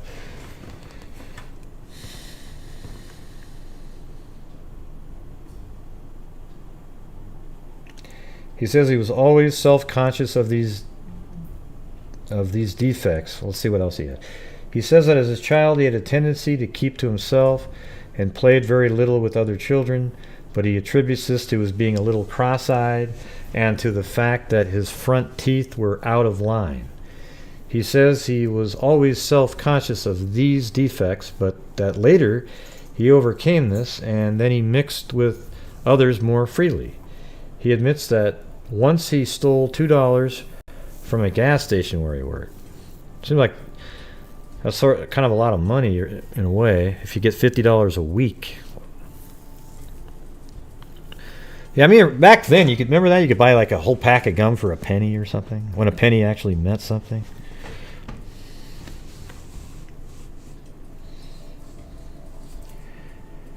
He admits that he stole $2 from a gas station where he worked, says this was never discovered, but that his conscience troubled him considerably. Really? So that really bothered you a lot, but it didn't bother you much at all to just think, God, I'd like to kill and act it out. Sorry, maybe you're equating the $2 similarly, because you felt bad after you killed your wife. So you're just saying something you shouldn't do, they're all equal. There's no level of something you won't do. Everything bad is the same, and as soon as you do that thing, you now feel guilty about it. Yeah, okay. But that his conscience troubled him considerably. He attended Sunday school regularly. Huh. Oh, well, here you go. He began masturbating at the age of 12 or 13 and continued for several years. I don't think today they consider that something like you'd even report, you know? Right? Come on. Says at the time he worried about this a great deal. He established heterosexual relations the past year. Says he had been going with a girl for 2 or 3 years, but that they never had intercourse until last summer. I know, it's normal now, it seems like, right? I mean, but back then they made it seem like, oh my God, you're so deviant, right?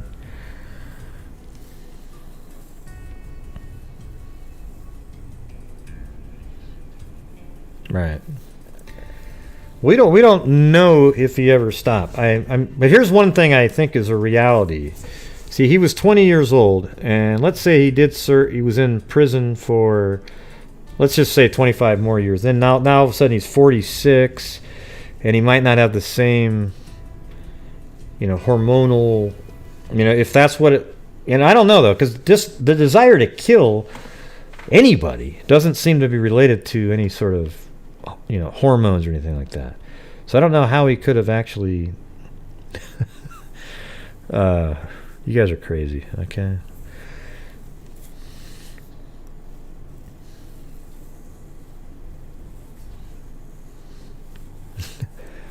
Yeah.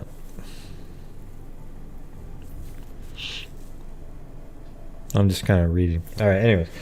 Last October, okay, so he says that he never had intercourse until last summer. Last October, she told him that she was 2 months pregnant, and he married her a week later, in October 27th, 1939. They went, we were told that she was more pregnant than that, like later, like 8 months, in a different article. They went to live in one room at 21 Spring Street in Springfield, Massachusetts. He says that they got along very well. Well, I'd hope so. You married her, right? I mean, oh yeah, we got along really well. Yeah. It's a weird sentence to say about your wife of 8 days. Yeah, you know, we got along really well. That during the 1 week of married life, they did not have any quarrel and that everything was pleasant and agreeable. Yeah. Oh, there's Hoosier the Bruiser's back in here again. He said he's going to do something on Lumberton, and we've covered Lumberton in here a million times, and you know, it's an interesting case. That's one of those ones, the more people to cover it, the better, right? It's but I actually have somebody else out there named let's see. Well, I know her real name, but her other name isn't coming to my. Let's see. God, why can't I remember her YouTube name? It's called Chasing Truth. She's actually going to go out and interview that lady. All right, the mom of Rhonda Jones, and maybe even the sister too, at some point.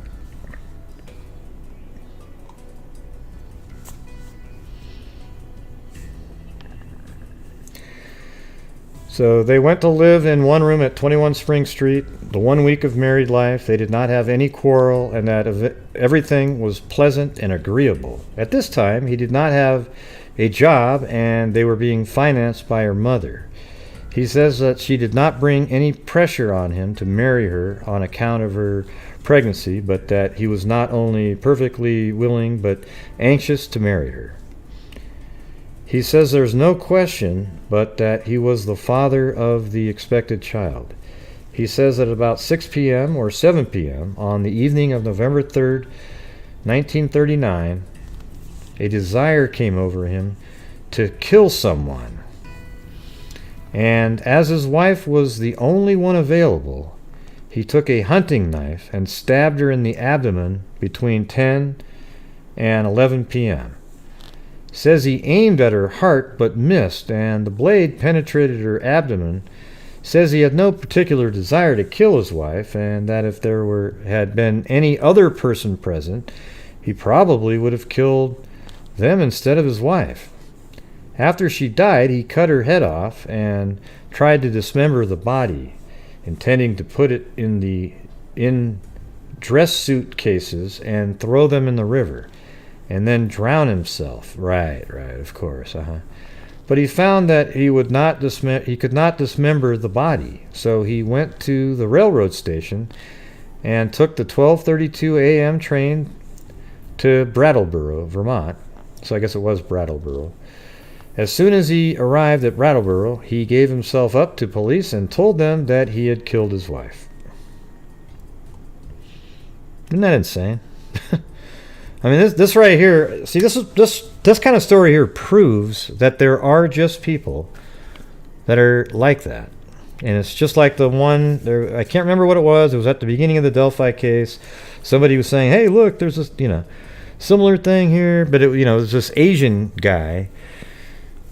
And you see him on surveillance, follow this girl down a path by a bathroom rest area.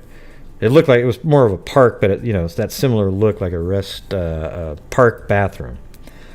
And he walks behind her. Then later he comes back, puts something in the garbage can, and they eventually arrested him. And while he was in interrogation, they asked him, "Can you just answer one question? Why'd you do that?" And he goes, "I just always wanted to see what it felt like." And he just said it so matter of fact.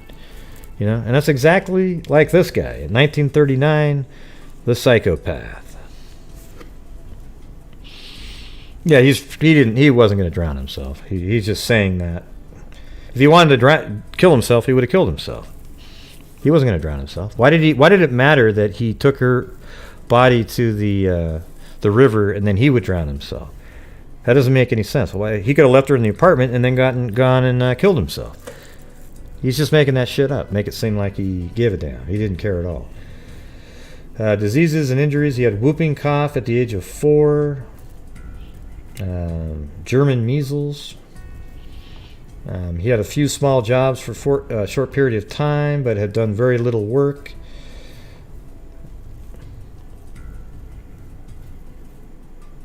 This is his very first arrest. Does not use alcohol or any form of smokes, and smokes very little. So there's really nothing at all to explain how he is, other than that's just the way he was. This is this is who this person is. He says that although he has always been seclusive and kept much to himself, he always had an inner desire for excitement, and that as a young child he used to picture himself as a train robber and obtained a great deal of pleasure from these fantasies at the age of 14 or 15. He says that he tried to commit a sex assault on his sister. Oh, this is with the claw hammer. He says that he knew she would resist, so he hit her on the head with a hammer. Oh, man, he actually tells this story. What a... Wow, so let's do that again. At the age of 14 or 15, he says, but it was actually 13, right? Because it said it was 7 years prior and he was 20. But it's close, 14 maybe. He says that he tried to commit a sexual assault on his sister. He says that he knew she would resist, so he hit her on the head with a hammer, inflicting scalp wounds which required suturing. He admits that this assault had a sex basis, but denies that there was any sex basis for his assault on his wife. You mean the murder of your wife? Okay. He says that at the age of 10, he set their house afire by... Wow, so now we're getting back to that history that we're talking about. Starting a fire in the attic. So he, set their house afire by starting a fire in the attic. Then he immediately left the house and went to the riverbank, where he took off his clothes, filled the trousers with sand, and fastened this to himself with his belt, and jumped into the river, intending to drown himself. Oh, back to that again, huh? You know, you sound like Arius when she said she was trying to kill himself and herself. And she said, well, it hurt too much. You know, I started to cut and it hurt too much. And then, of course, Juan would come back in with, well, imagine how much it hurt him when you were stabbing. All right. His belt broke, and he swam to the shore, where he was later found nude. Says he has no explanation as to why he wanted to burn his house. Says he never had any particular interest in fires. See, look how crazy this is. I mean, he definitely, he's a psychopath, right? He had all these things that he just, because he can do it, he did it. Says he never had any particular interest in fires or the fire department. About 3 years ago, he bought 2-ounce bottles of iodine at the drugstore, and that evening he drank part of one bottle with the intent of committing suicide. But after drinking a small quantity, it hurt. Oh, look at this. Oh, man. It hurt so much that he stopped and notified his parents, who called a doctor. Yeah. See, there you go. Just like Arius. See, I mean, I didn't even see this part, and I knew that that's kind of the mentality that he had. What a joke. And he didn't mean it at all. And you know how we know that he didn't mean this? For those who don't know, what year do you think this guy died in? Just throw it out there. If you know the answer, don't say it. Okay? What year do you think this guy died? So this is 1939. What year did he die? This will explain how you know for sure that he did not. He wasn't going to kill himself. No, he died in 2009. Okay, he was 90 years old at the time. Okay, 2009. Can you believe that shit? Yeah, so he lived all those years, got married a couple times. But let's keep going through this. That's so ridiculous. It hurt so much that he stopped and notified his parents, who called a doctor. Says that previously he has had periods when he would be depressed and had had strong feelings of inadequacy and felt that he was not getting anywhere. God, you could have just done everybody a favor. He says that since June 1939, he has had 3 or 4 spells when he has had an intense desire to do something desperate, and the last one culminated in his killing his wife. Well, why didn't you kill yourself? You know, the one time that you could have followed through on it. Couldn't you have just done that first? I mean, you're full of shit, dude. You literally just wanted to see what it felt like, and that's why you did it. And you attacked your sister because you could, and you just did it, and the hell with the consequences. And then you tried to burn down your home, and the hell with the consequences. You know, your whole suicide crap is absolute bullshit. I mean, I know you're not alive listening to me right now, but what I'm hoping is that there's family members out there that, you know what I wonder? I wonder if some of the people who married him later had any clue. Because let me ask you this. Put a 1 in the chat if you would ever marry somebody who you knew at one point chopped their previous wife's head off and then tried to cut the rest of their body up into parts, no matter what treatment they got. Well, I know there's some out there because they write letters to these idiots in prison. But is there anybody out there that would put a 1 or put a 2 if you wouldn't? I mean, this is stupid.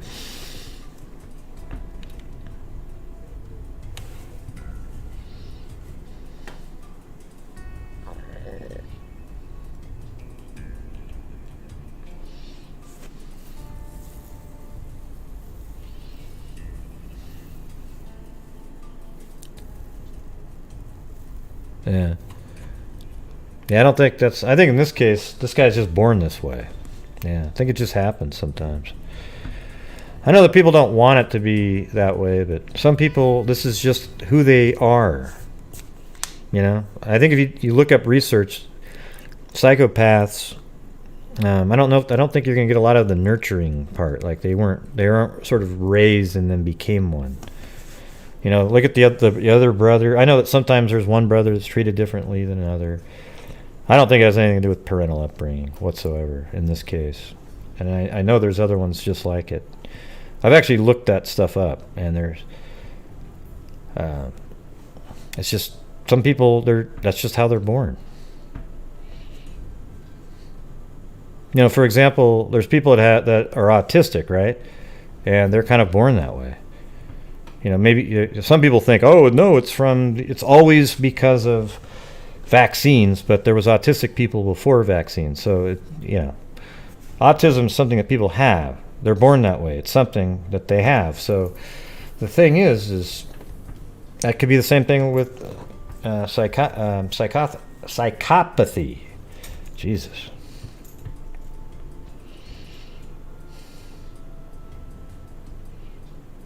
Yeah, he's just a psycho. That's about it.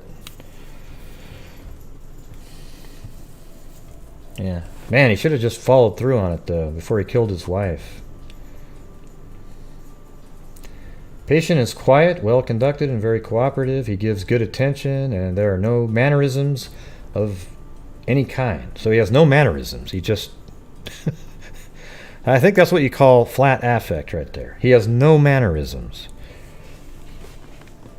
There is a normal amount of spontaneous production. This is his stream of mental activity. Oh yeah, there's a normal amount of spontaneous production. He answers all questions promptly and apparently accurately. There is no confusion or... See, that makes him scarier to me. That he's literally telling you guys the truth of what he is, and apparently you gave him second-degree murder and he got out at some point. So when he got out, how were you able to make sure that he didn't have these same thoughts? Well, he had shock therapy for 25 years. We were just hoping.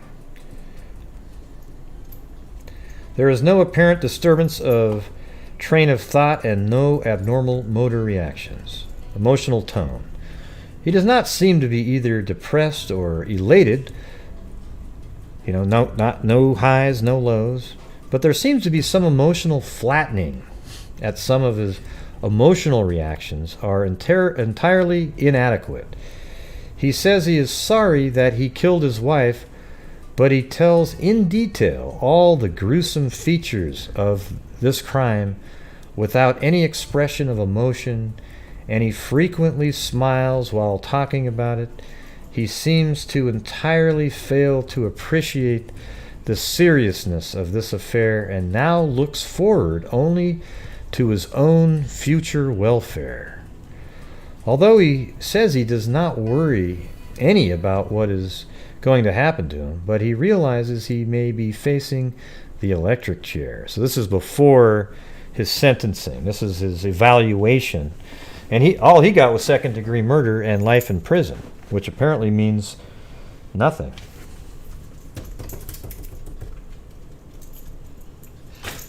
Yeah. Let's see. So mental content. No delusions or hallucinations. See, there's nothing weird like that. He's not like bipolar or any kind of nothing strange there. I mean, this is kind of freaky, really. Yeah, you didn't have schizophrenia right there. That's the one.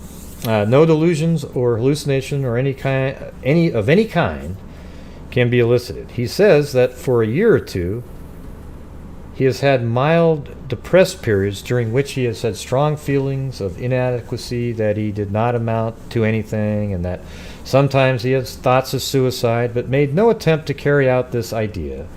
So he had he felt really depressed and he thought of killing himself, but instead of doing that, he would just kill somebody else. Says these spells would come over him about once a month. He says that during the early part of last summer, these spells were accompanied by a desire to do something violent and desperate, but that they never took definite form as to what the act would be. Says he never made any attempt to commit any of these acts previous to this crime. He says that the night he killed his wife, he had one of these feelings come over him to do something desperate. But is that really desperate? I mean, it's really just desperate, and this grew stronger and stronger until it finally culminated in his stabbing his wife. But what does that mean, do something desperate? That doesn't seem to fit. It sounds like you wanted to do something crazy is what you wanted to do.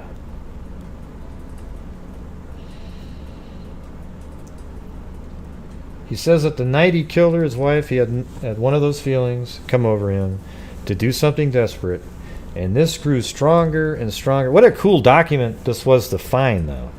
So this is actually in the record somewhere, his actual mental evaluation after he was put into the prison. I mean, into the mental hospital for evaluation. He was put in there, and this is like early 1940, actually. Patient's memory is fairly good for both recent and remote events. However, he does not seem to retain as much school knowledge as would be expected in a recent high school graduate. For example, he said that Garfield was president of the United States during the Spanish War. Well, shit. Does any of you know who the president was during the Spanish War right now? Come on. Maybe he should have, though, because that was more recent history for those guys. That's almost, you know what that almost sounded like? The evaluator was bragging. Like one of those things, well, gosh, how did he not know that? Why didn't you ask him something different? Yeah, well, you didn't know that right when I asked, believe me. All right, so patient seems to have considerable insight and apparently tries to understand himself, but is entirely unable to do so and cannot understand why he committed this horrible crime. Yeah, you know what's funny is everybody has internets in front of them and they type it in really quick and they go, oh yeah, wasn't it, as if they had actually had it in their mind. Okay, no way. And cannot understand why he committed this horrible crime. He realizes that it was not the act of a normal person. yet does not feel that he is insane. Says he is afraid that he might do the same thing again if the impulse came over him, and says that it is probably safer for society to keep him locked up. Well, there you go. Hey! I bet when they said, hey, we're going to let you go now, he didn't argue, though, right?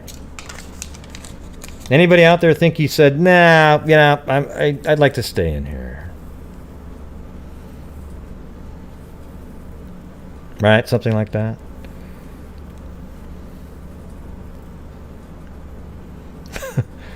Sassmere. Hey, Sassmere's here. She was too lazy to look it up really quick, she said.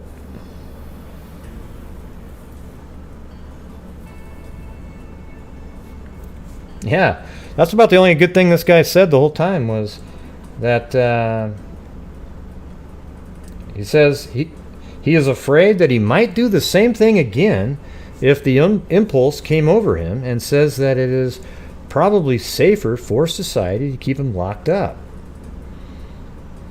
Wow. So let's see what the summary is of the doctor here.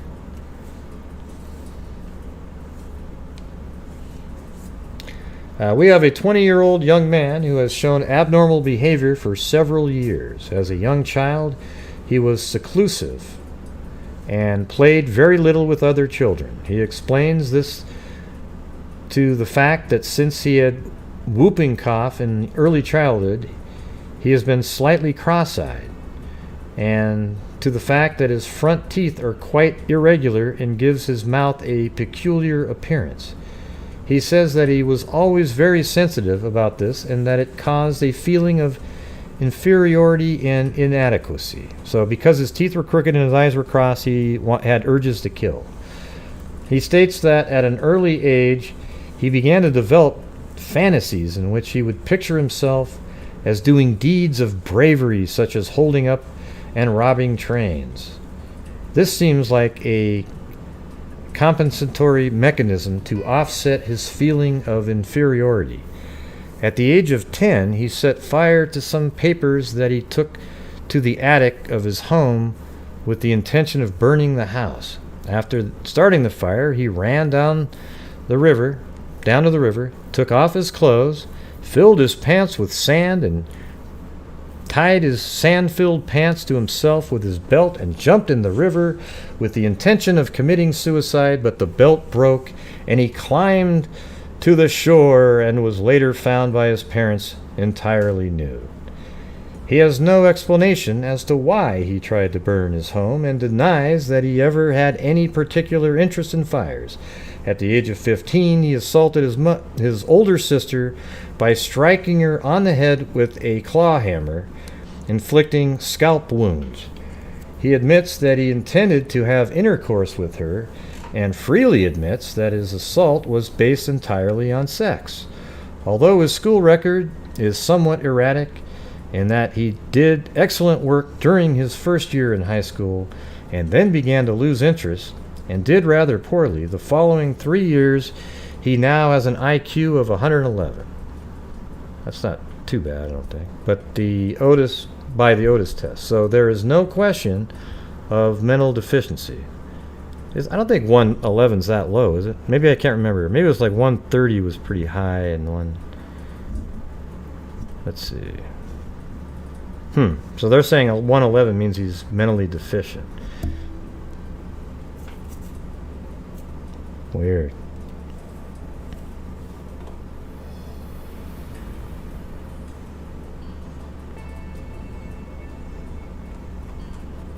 Yeah. Well, Bruiser said McKinley had a special bathtub put in the White House. Why did he do that? Why did he need a special bathtub? Let's see.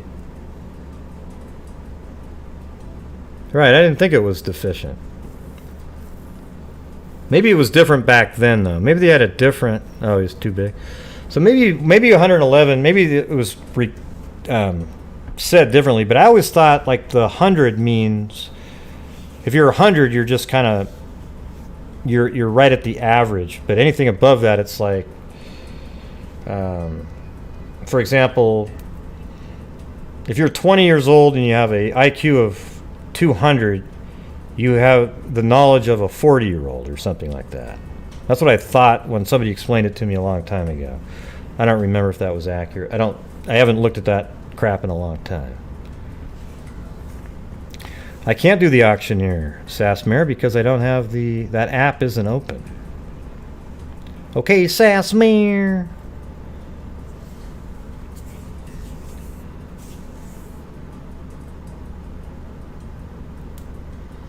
He says that since the middle of last summer, he has had several spares when he would have a strong desire to do something desperate, but that this desire never took any definite form until it culminated in his killing his wife, to whom he had been married only 1 week, on November 3rd, 1939. He claims that he has no explanation for this act and firmly denies any motive. Well, the motive is that well, there is a motive. Your motive is that you just wanted to kill somebody. That's your motive. That's, it's like saying, going to the store and you want a bar of chocolate, right? Like, does anybody need a motive? Your motive to get a bar of chocolate is what? See, that's what's scary about these types. They kill with the same rationale.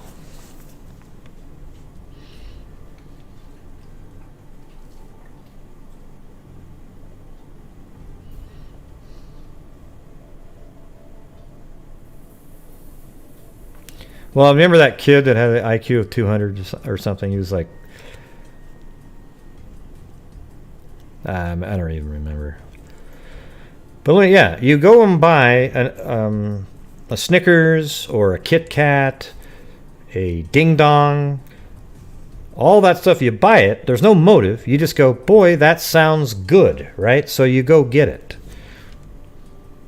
That's why you go get it.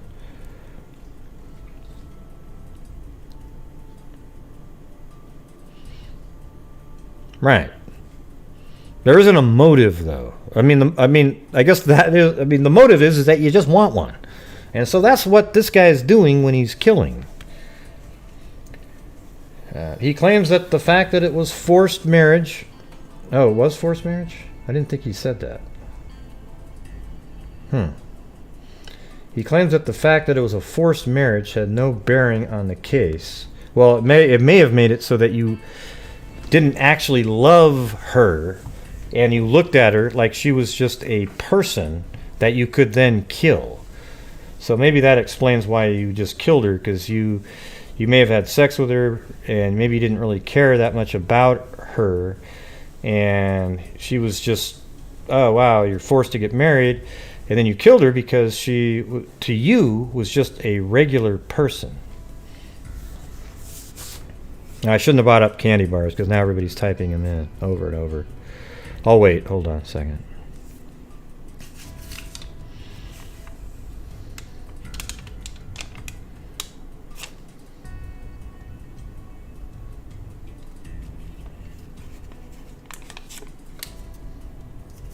Yeah, he definitely contradicts himself, for sure.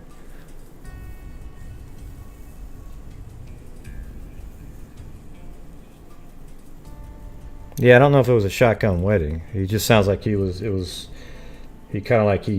forced to do it. I know that's what that is, but a shotgun wedding is anytime you're forced. You don't necessarily have to have a shotgun out.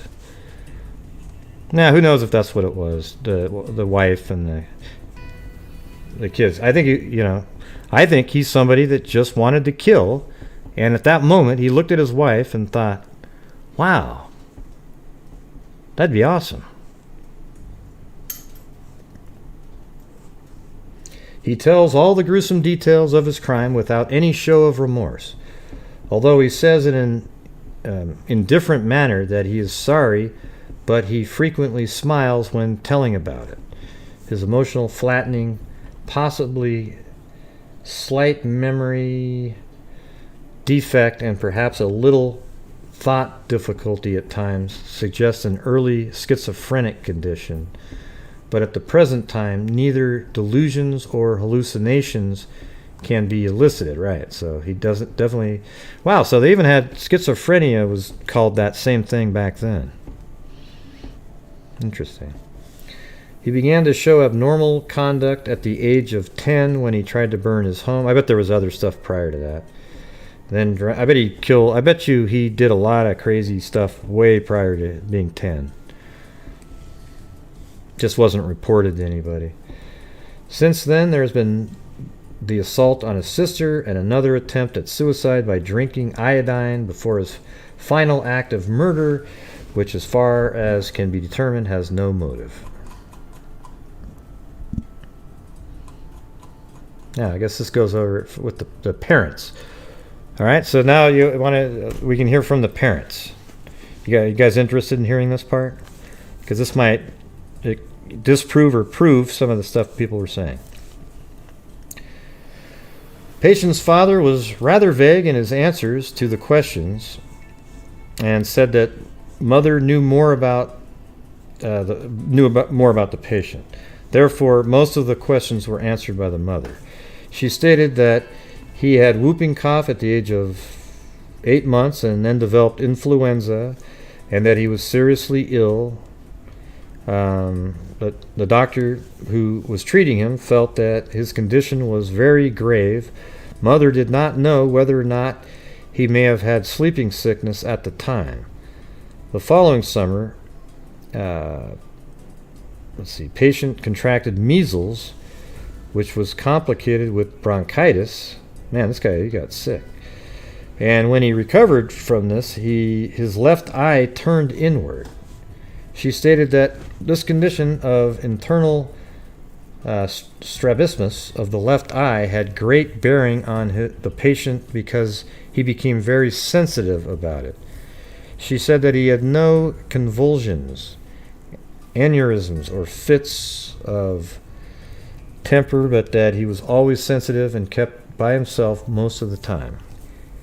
He has no other serious childhood diseases, operations, or injuries during his adolescence, except for his seclusiveness and sensitivity, which she could not elaborate upon. She noticed nothing unusual.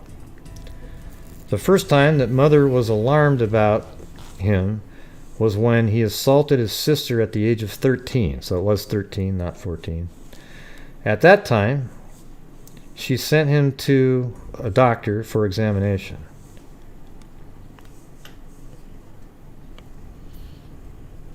Yeah, I mean, I guess it's possible that some of these diseases and so forth that he had contributed to what he was, but there's other people that have the exact same thing that don't have all those.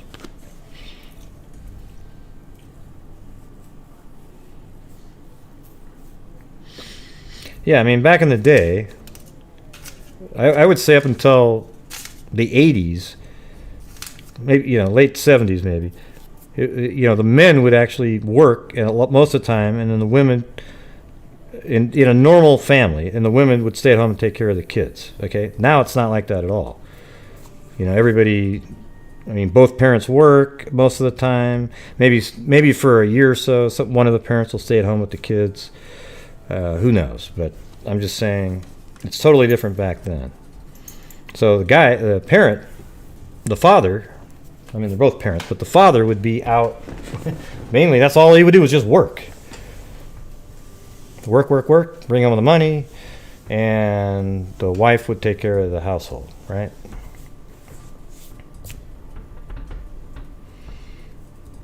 So his father not knowing what's going on isn't really a big deal. I was just commenting on what you guys were talking about above there.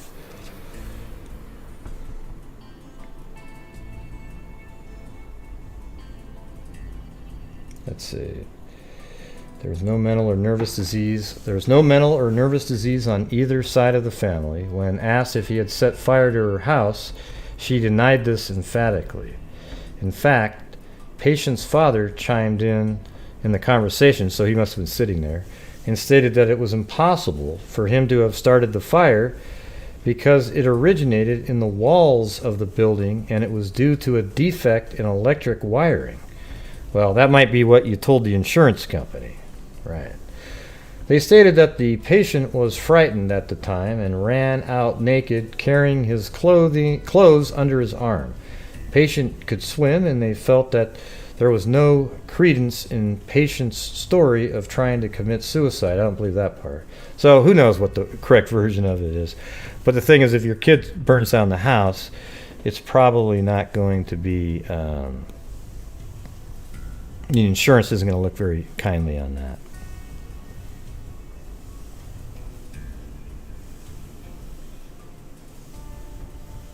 Right. Yeah, I'm just reading what they're saying, Alicia. I'm not, I don't know. All I know is there's people that are born just like this guy. It sounds like he had a normal house. His brother grew up normally. His sister, minus the head wound that she had, probably grew up normally too. And he didn't. And I don't think you can blame it all on having some kind of your eyes crossed or anything like that. Having the desire to kill that strongly is something else. There's something else there.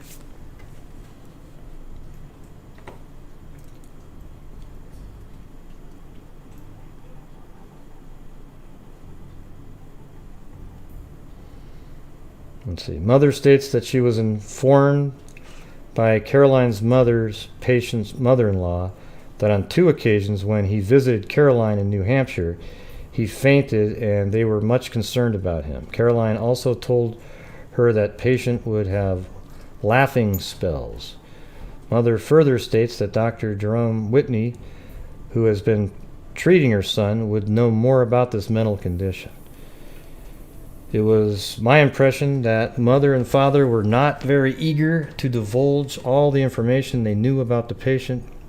It seemed that they were inclined to minimize many of the important events in the patient's adolescent life.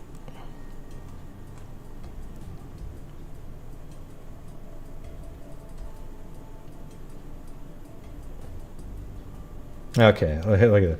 So on March 24th, 1940, patient states that he has not had any desire or urge to do anything desperate or unusual. Wow. Man, he got recovered really quick. Says that the last time that he experienced this urge to do something desperate was on the night that he killed his wife. I knew that was going to be his next sentence. Claims previous to this, he experienced this abnormal desire to commit some unusual act about once a month. Wow, so just being in there, you've just absolutely, you're cured. He has no explanation to offer as to why he has ceased to have these urges. Well, probably because all the criminals that you're looking at could kick your ass in, okay? You weighed 135 pounds, you're probably looking at some guys that are 220. He states that he never had periods of unconsciousness or periods of which he would be dazed or confused for a short time. Since being here, patient's conduct has been normal in all respects, and there has been nothing up to the present time to suggest any actual psychosis. He analyzes his own situation very well and fully realizes. Look how they're just. See, that's the thing. Psychologists are so proud of themselves, and they're so eager to free somebody to prove how good they did in the treatments. Listen to how flowery it starts getting down here now. You know, since being here, Walter's conduct has been normal in all respects, and there has been nothing up to the present time to suggest any actual psychosis.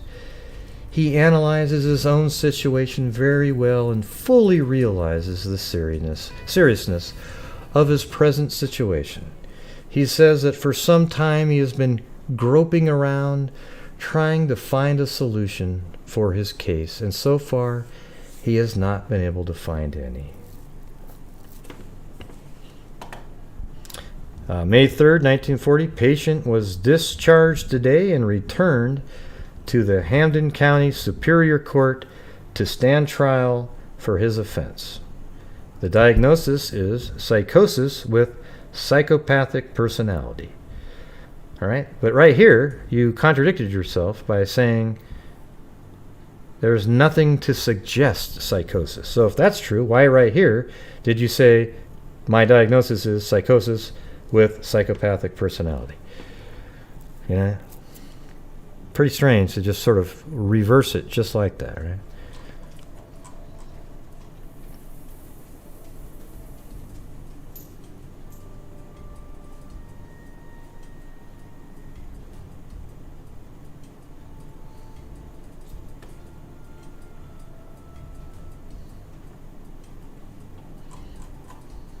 I'm just kind of reading through this. Yeah, so this is like the written, typed up. Yeah. Always been able to overcome it until the night he killed his wife.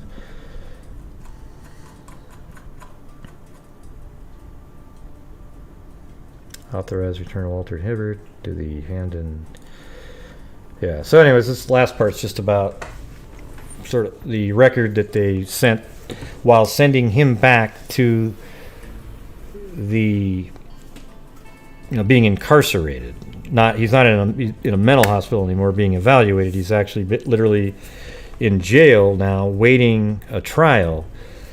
But it turns out that he was sentenced to life in prison. And let's see if what else we have out here. Yeah, so here's a marriage certificate from the state of Indiana that eventually he lived in. Clarksville, Indiana. So there you go, everybody. You can actually relate it to the state of Indiana, which seems to be where a lot of the cases that are being talked about is from.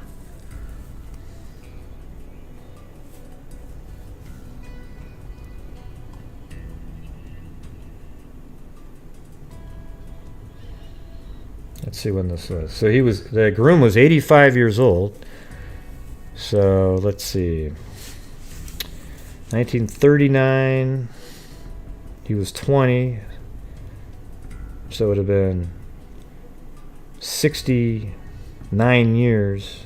65 years after 1939, which would be, that should be like 2000 and, isn't that? So his last marriage ended in 1995. He's had 2 marriages. Huh.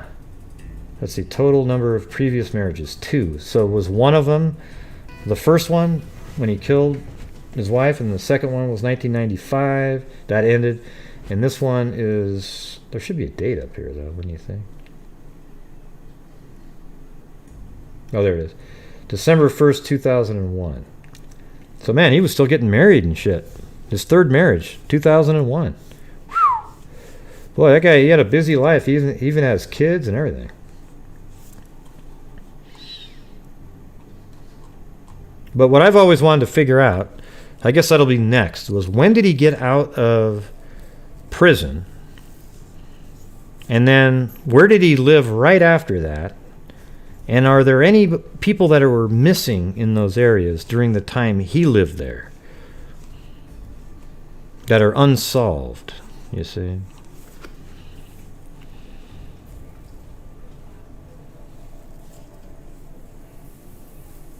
Yeah. Indiana's got a lot of murders and weird shit going on over there. Other than that, man, it's awesome. Mainly what it is I think probably we just hear about them all because here's what the deal is. You got the Libby and Abby case, right? And then every time there's any kind of a murder of any kind, everybody in the Delphi groups posts every single one of those to think, hey, is this related? Hey, is this one related? And no, it's not. But so everybody hears about ones in Indiana all the time. Plus, it does seem like there's interesting cases out of there. Like I covered April Tinsley a lot. That was from, 1989, I think, 88 or 89. So,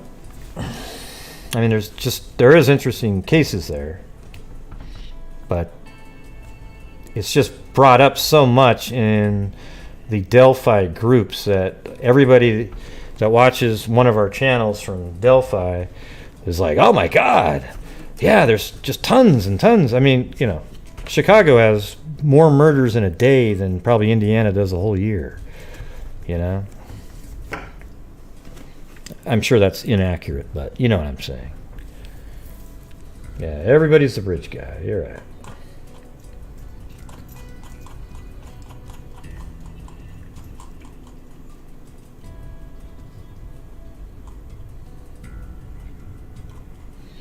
Yeah. So, anyways, this sucker, he lived all the way until 2009. I mean, imagine, doesn't that just bug you a little bit? Like, he kills the wife in 1939 when she's pregnant, just to see what it felt like. And then he was able to be married 3 times and have kids. And that second marriage, I think, lasted like 30-something years, too.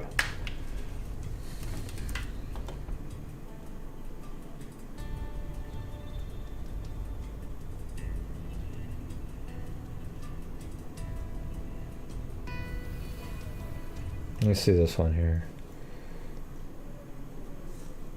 This is another document. Yeah. So here's one. I think this is the one. This one I hear isn't him because it's the date, but I think this 68 here is his first one. I mean, the second marriage. So you go 68. So if he was born, he would have been born in 1919. So, hell, he's 49, right? 49 years old when he got married. And that's still an age where, you know, you might still get some craziness going on. So, I guess he was married in Middleton. So, I guess we could take a look at that and see if there's any from 1968 to maybe like 19. I would give him till, I'd do about 8 years after that. And then maybe he just quit naturally, a little bit like the Golden State Killer, after he lost his, his sexual desire. But I don't think that's what. I don't know. I do think hormones and things like that affect people a little bit. So there's a lot of times if you completely, later on in life when you're like 60 or 70 or something like that, you lose some of that same desire to go out and kill like that. And I guess in some types of criminals. I don't know. That's just what I was thinking. Don't quote me on that one. Yeah. Have a good one, Hoosier.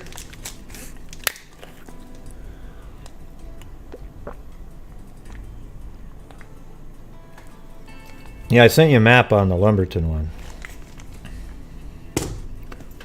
Got them all pinned out on there.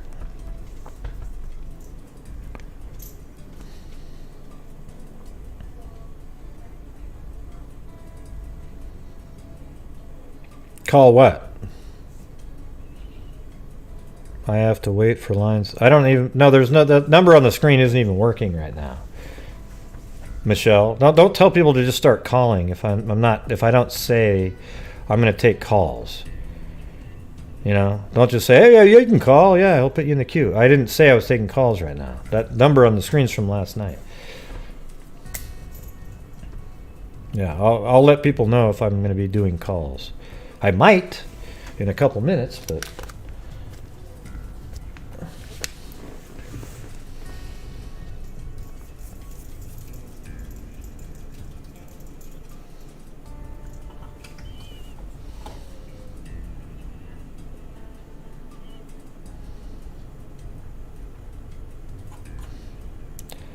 But anyways, I thought that was going to be it would be an interesting update on that one to go through that whole thing. It's just I don't know why it's just one of those ones that kind of grabbed me from so long ago. It's just the whole idea of it. The wife, after 8 days of marriage, just sitting there on a bed saying, "Hey, can you get me some water?" And the urge to kill took over, so he got a knife, stabbed her in the chest, but he tried to go for the heart, but he didn't get it. So then he dragged her over to the sink and cut her head off, put her body in the bathtub, cut parts of her body off, but then realized it was too hard to do so. He said he planned to put her in some like suitcases almost, throw them in the water, and then he was going to drown himself too, a story that he would often tell people but never would follow through on. And then he tried to, at one point in his life, tried to kill himself with, what was that shit? Iodine. And it said it hurt too much, so he quit doing it. But yeah, then after he killed her, he was going to try to escape to Canada because he thought through it. And then he thought, hell, I'm going to turn myself in.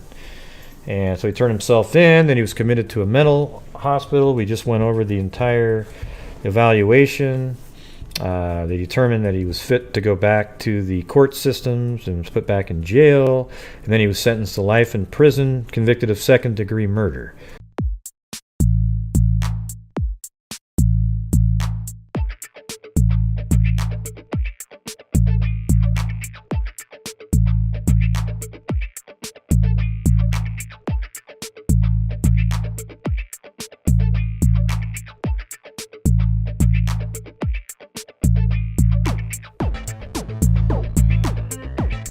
Hello, this is Grant Hughes. Recently, I had the pleasure and honor of interviewing Mike and Becky Patty, the grandparents of Liberty German and her legal guardians.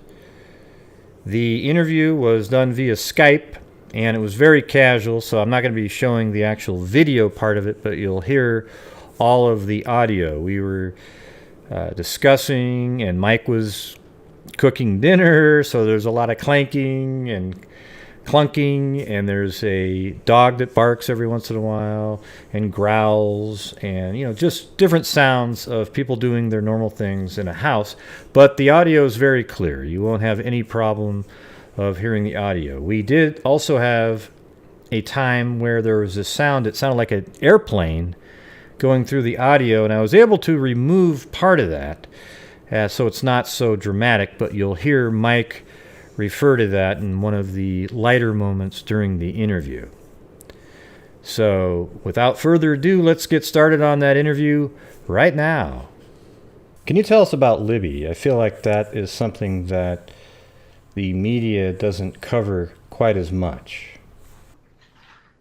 Libby was a gentle soul. She was very laid back. She took after her dad a lot in that respect. Derek's very laid back, and so's Libby.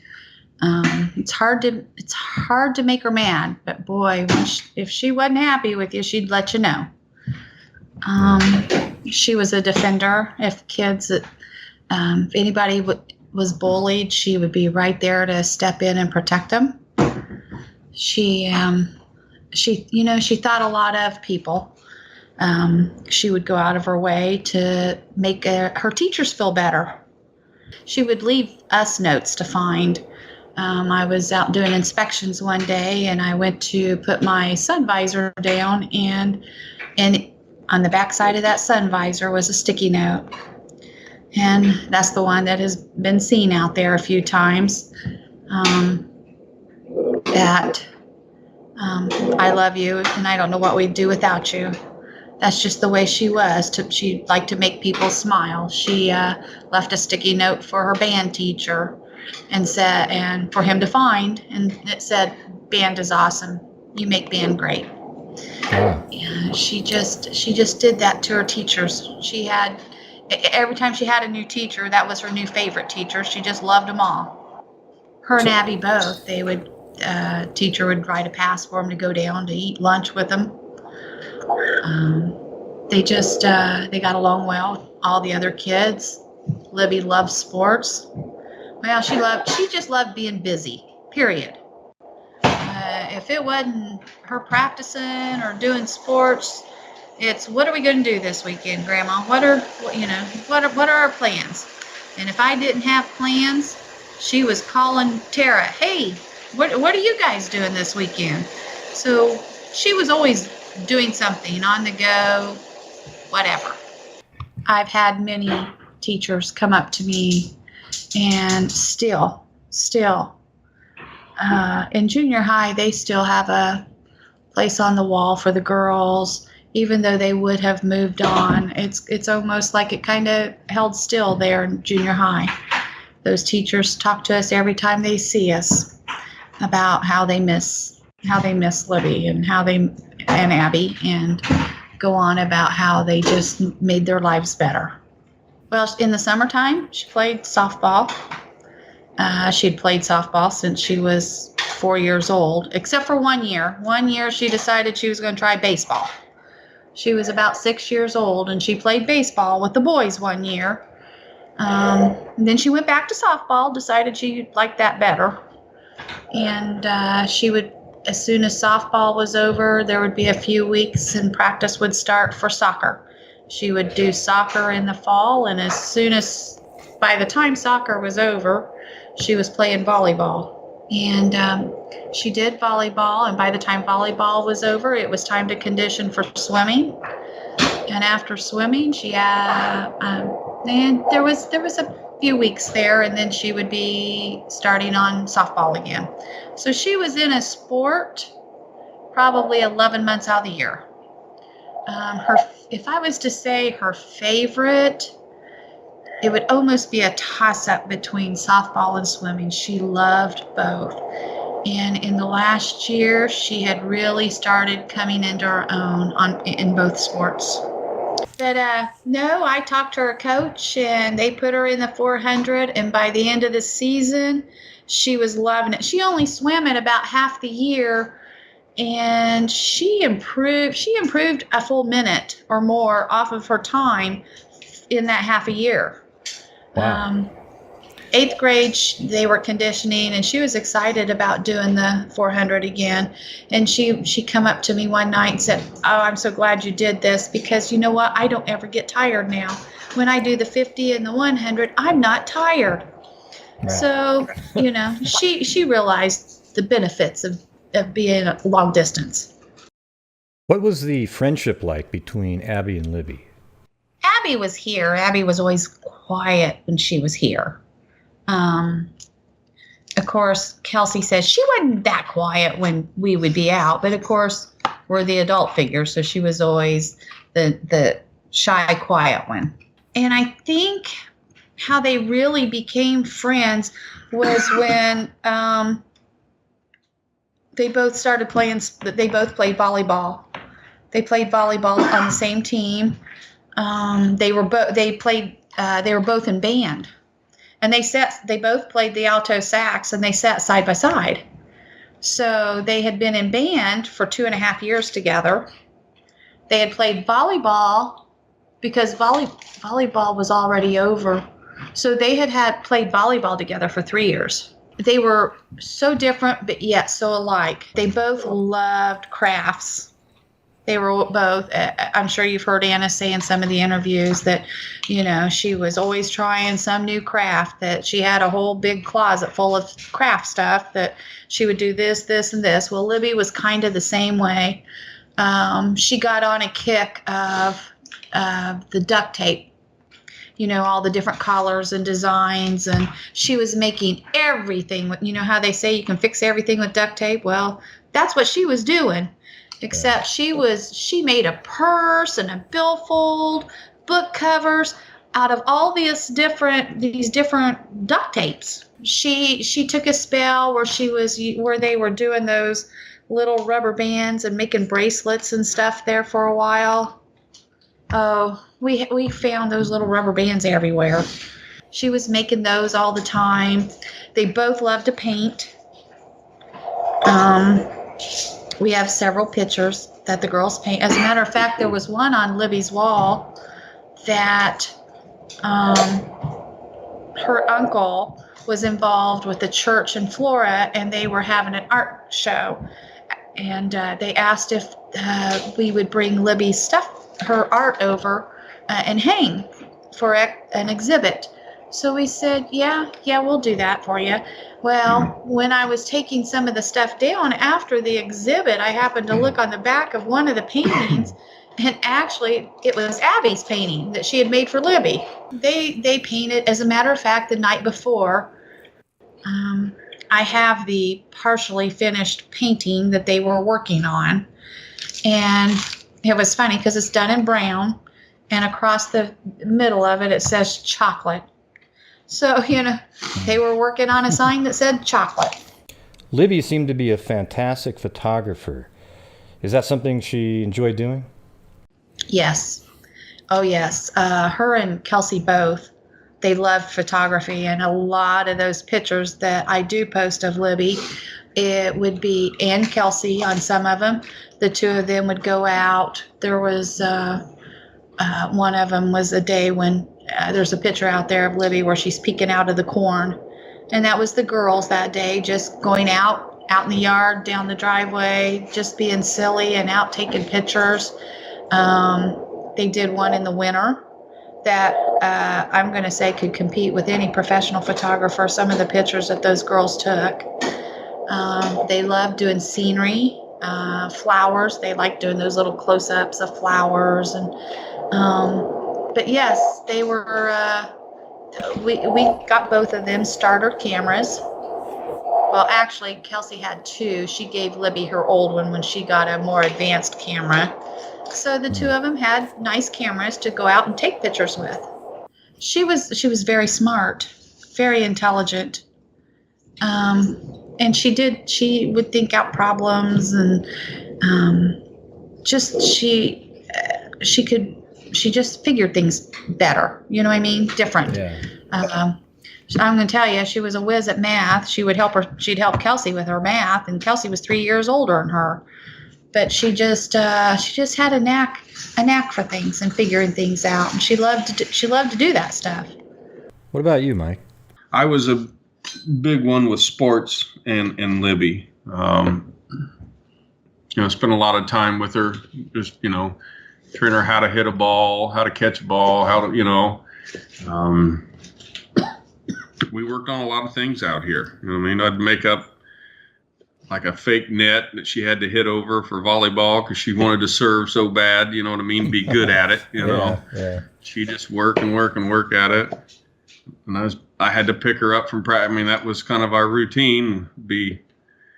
Every day I'd pick them up from somewhere, whatever practice it was, or that's all changed, Yeah, it's just people don't understand that our lives have turned 360 degrees and another 180. It's hard to explain, but nothing is the same as it was. Nothing is how we've had it planned.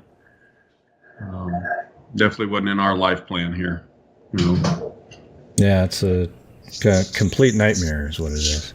Oh, absolutely. Because she was really both the girls. I say this and I really mean it. Not just because they've been murdered and they're gone, but they truly were good kids. Both of them. They were just good wholesome teenage girls that did their schoolwork, did their studies, played sports, stayed out of trouble, and were just enjoying life, like a couple kids should. And somebody come along and changed and ruined that, Yeah, it is. Both girls planned on going into some type of law enforcement. They already had their career paths planned. Libby was wanting to go into some kind of forensics, and Abby was actually going into law enforcement. They both had already was starting their classes to go in those paths. Maybe you could speak to the people who wonder why you let the kids go to the bridge at all. As if it was so unsafe they shouldn't have gone there. I imagine that the town before this happened was filled with people who felt really safe. They probably would leave their doors unlocked at night and garage doors open, much like other small towns in the United States. Well, you basically hit right on it, Yeah, people leave their doors unlocked, leave the keys in the car, garage doors open at night. That's just the way it was. And unfortunately, this changed all that. Don't know if anybody does that stuff anymore, but You know, and why did we let them go out there? Well, it's because that's where all the kids were. There were kids there before them. There were kids there during. There were kids there after. I mean, that's part of the trail system that Delphi has been building as a community or as a city, you know, as an entertainment draw basically to the town. Something else, if you go into Delphi, and you know how all the little towns have like flags or decorations on their light poles as you go through? Some of the flags on the Delphi one says, celebrate Delphi trails. You know, they act like we took them out in the middle of nowhere and dropped them off, but this is part of a trail system that the whole town advertised and everything to bring people here. They weren't anywhere that kids and families and people went all the time. And I'm aware that they say that there's a drug problem and this and this. There's no more of a drug problem here in Delphi, Indiana than there is anywhere else. I don't care what they say. If you look at statistics, I'm sure it's not any worse than anywhere else. And I'm sure the average person did not know. They're saying out there that you know, there was meth and stuff being made out there. Hearing that from people from somewhere, that's the first I've heard of that after this all happened. Right. You know? All these people have all this information, but nobody in the town had that information. But all these people that live in Timbuktu all have all this inside info, right? Yeah. I mean, I don't understand why somebody would try to cook meth right there where people went a lot. There were joggers that used to jog that trail. Well, I think it's because it makes a more sensationalistic story. Well, that's probably it, because you know what? We have tons of cornfield. I mean, we're very rural. Why not go out in the middle of a cornfield somewhere and do your meth lab instead of right there where people come? Hey, you can't say that too loud. It made too much sense. Don't say it. So did Kelsey and Libby go out to the bridge sometimes together to take photos prior? Yes. They would go out. Actually, there's I think a picture of my cover picture on my Facebook right now is Kelsey, Libby, and their cousin. Yeah, they would go out. They went out there with their other grandma the summer before. I mean, they've been out there many times. That's what they do.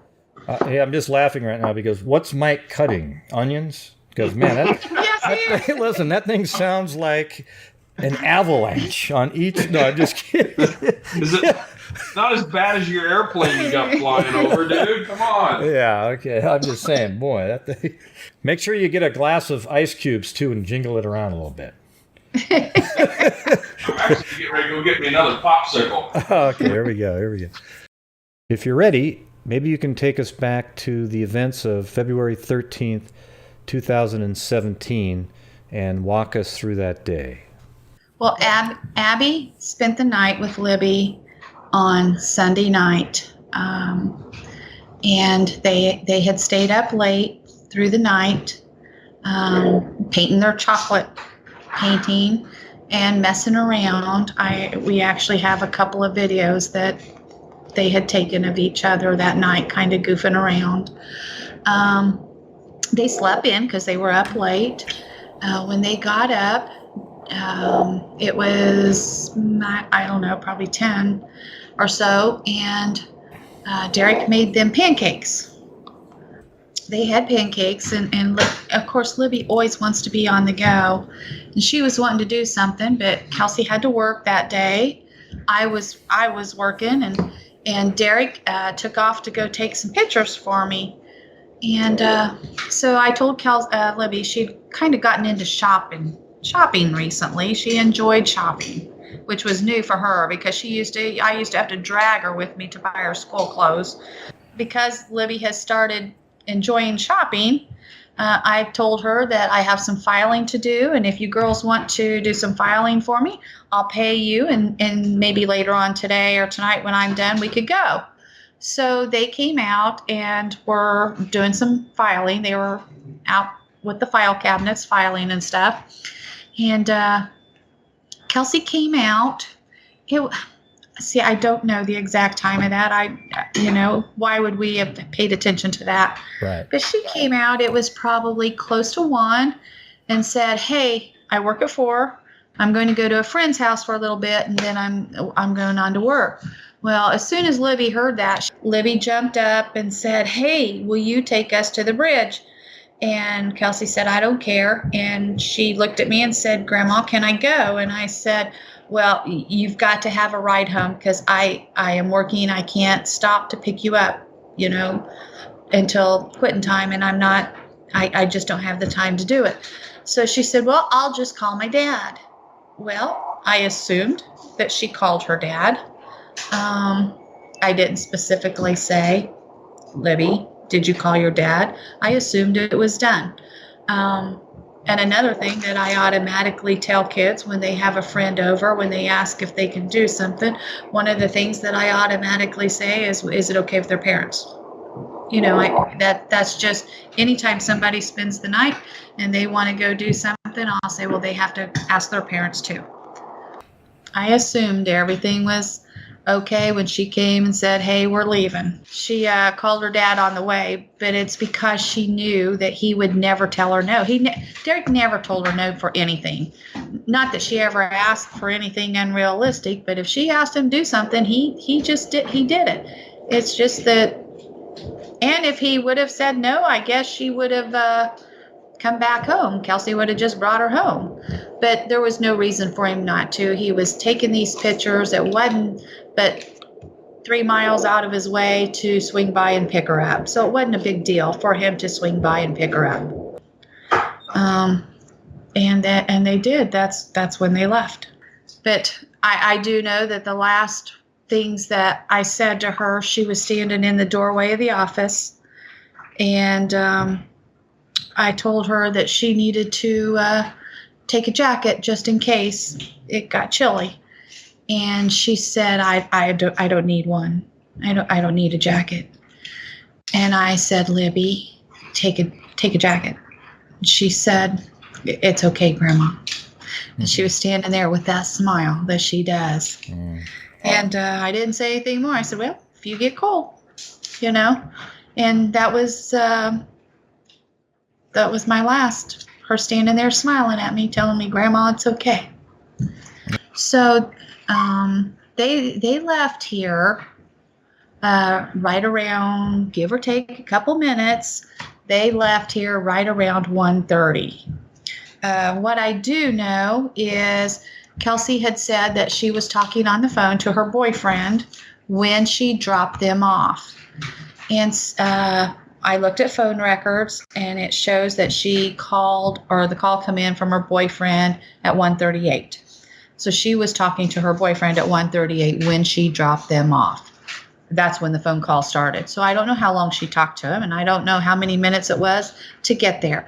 But she dropped them off, and she watched them. She said she watched them until they got into the trailhead, and then she pulled on out and went on to her friend's house. So when Derek got done taking his pictures in Frankfurt, he came back to pick Libby up. He come up 75 and came across the country roads to pick Libby up. Because it's the easy way. That's the way we always go that direction. That's just how you do here. So there's a bridge, it's called Wilson's Bridge, and he said as he was crossing that bridge, he called her. Again, we checked phone records, and it was at 3:11 that he called her to tell her, he was going to tell her, hey, come start heading up towards the trailhead. I'm going to be there in a minute or two, But she didn't answer. So when he got to the trailhead, up to the drop-off point, he called her again, and that on our phone records show at 3:14. And he told me that as he was getting out of the car, he called her. So at that point, she didn't answer, so he started walking up towards the trailhead. He stood there for a little bit. He looked around and didn't see anybody or anything, so he started walking towards the high bridge. He was just about to where it forks, and he ran into an older guy, a gentleman, that was coming from the high bridge. And he asked him, did you see a couple of girls there? And he said, no, but there's a couple down underneath. So Derek, instead of going to the high bridge, took the trail that went down to the creek to where he said that the couple was there. at this, I don't even remember if he said he saw them or what, but he come walking back up, and he called me. That was when he called me. It was about 3:30, and said, Libby's not answering her phone. And I don't see her. So we told him that we would, Tara works with me. So I started calling her, and then Tara called and messaged. We sent several messages. We would take turns calling. Derek did walk down to the Freedom Bridge and walk back. He passed that older gentleman again. And so he went back to the car, and he was like I said, he was walking. And by this time it was about 4 o'clock. We had been trying to get a hold of Libby for close to half an hour. So we decided, okay, we're going to go look for him. Tara and I were here. Tara went ahead and took off. I had to let the dogs out, and I called Mike at that time and said, hey, Libby's not answering her phone. She's at the trails. We're going to go and look. And he said, okay. He says, I'm on my way. I'll leave work. I'll be there as soon as I can get there. So as I was walking out of the house to leave, so I was maybe 5-10 minutes behind Tara leaving. She went ahead and went. And that's where, and when she got there, Derek got in the car with her. And I know there are some people that have said they saw Derek in a car with somebody, and they did. They saw him sitting with Tara for a bit. He was explaining to her, and so they were waiting for the rest of us to get there so we could figure out who was going to go where to search. As I was walking out of the house, Cody come pulling in. He had just gotten off of work, and he asked me what I was doing, so I told him what was going on. So Cody got in the car with me, and we decided there's 2 different ways that those girls could have walked home had they decided to walk home. So we drove both routes to see if maybe they decided to walk home, maybe something happened to our phone. The only thing we could figure at that time is maybe they had fallen down a hill, maybe they were hurt. Because she always has her phone in her hand most of the time, and maybe the phone dropped or something. That's what we were expecting, is they were down a ravine somewhere and couldn't get out. And then by the time we got there, there were other vehicles there, several of them, to the point that I had to park across the road. I pulled into the ditch across the road because there were so many vehicles. Some of those weren't ours. There were several, at this point in time, there were several people there that was not family. So we started looking for the girls. Now, I don't remember a lot of the walking, because at that point in time I called AT&T because Libby had reset her phone the week before because it kept glitching. It just kept it kept freezing up on her. So she reset the phone to a factory reset, but when she did that, she didn't reset some of the different apps. So I called AT&T to ask them if they could ping or trace her phone. Because if you have, that thing, Trace My Phone or whatever it is as an app, you can do it. So I know that they probably could trace her phone. And I got the runaround. I kept telling them that she was lost. We couldn't find her. I needed somebody to trace her phone so that we could maybe find her. But they told me they couldn't do it. And then she told me, well, there was this app that I could do and do it. So I downloaded this app and everything, and I said, okay, what do I do to do it? She says, well, you got to download her app on her phone. Don't you understand? Don't you understand? I don't have her phone. Right. So I was on the phone with them quite a while, arguing with them that this was very important. It was urgent, and I wasn't getting any help from them. And about this time, it was about 5:15 or so, because Mike come walking up. He had been searching too. When he got there, like I said, there were a lot of people there. There wasn't any place for him to park. So because there was no place for him to park, he pulled into Mears's, their driveway. And Mr. Mears happened to be there at that time, and he come walking out, and he told him what was going on and asked if it was okay to park in his driveway, and he said, yes, that'd be fine. So then that's when he came over and was searching too, and he had searched for a while, and he happened to be walking up to me, and it was 5:15, and I said, it's going to be dark soon. We really need to call the police. So when we checked the phone records, the police call was about 5:20. So, and when he did that, I wasn't able to get a hold of Anna earlier. So I tried calling her. I couldn't get a hold of her. So I told him, I said, I'm leaving. If you're calling the police, I'm leaving. I'm going to Anna's house. I've got to get a hold of Anna. So I left there and I went to her house, and there was a family member that answered the door, and Anna wasn't there, and they said that she was at work. So I left a message there that if she happened to come home, and so I left and started to where Anna works. And about the time I got through town, she called me. She'd finally gotten my message. She was at work. She didn't see it. And so I told her that what was going on. And Mike had called me at some point in time or something and told me that they told us to go to the police station. So at that point in time, Anna and I met at the police station. And Mike, what do you remember from that day? Like I said, I usually get off anywhere typically 4, 4:30, 5 o'clock. It just depends, for whatever business is going on. Sometimes I'm at work way late. Other times it's not. But an average day would be probably 4:30. And Becky called and said, hey, can't get a hold of Libby. She went to the trails, her and Abby. Like I said, again, we didn't know exactly what time until we actually looked at phone records, because you don't pay attention, I'm like, hey, great. Yeah. I'll knock out of here.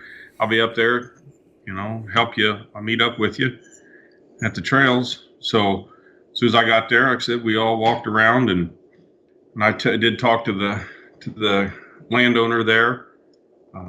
I'd actually called another police officer I know and asked him if they could track a phone. And he said, yeah, he said, just go ahead and call in to the sheriff's department. They can kind of help get that initiated. So did that. That was all in the same time when I was walking the trails and saw Becky, and she said, hey, we need to call the police. It's starting to get dark soon. So I called the police and said, hey, this is what we got. And I'd like you to help track, ping this phone, see if we can't get it going. And I actually went back because I was back at the truck. I walked back down the trails, and so literally within probably 10 minutes by the time I left the truck and walked back the trail, and I was walking back towards town, I ran into 2 officers coming at me down the trail. So they had deployed immediately, upon my call. I think it was a city officer and a county officer. And we saw each other and said, hey, did you see anything? Nope, neither one of us did.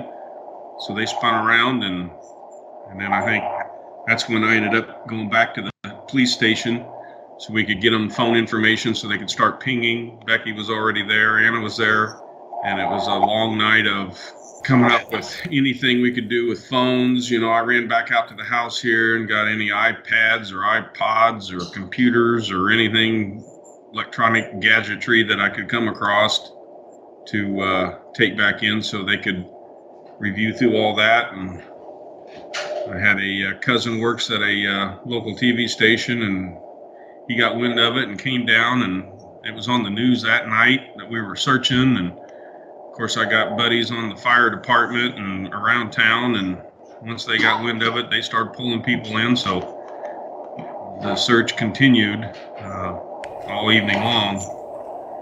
In fact, even all night long. There was people out all night. Do you guys have any theories on what happened? We go back and forth on this, truly. You can play any scenario in your head.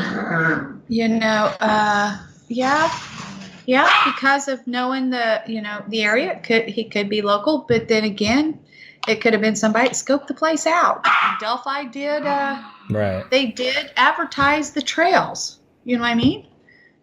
Yeah. So there's so many scenarios. Do we tunnel vision down to one person? Not at all. I look at everybody equally. So I won't say, yeah, we think maybe he's local, because I don't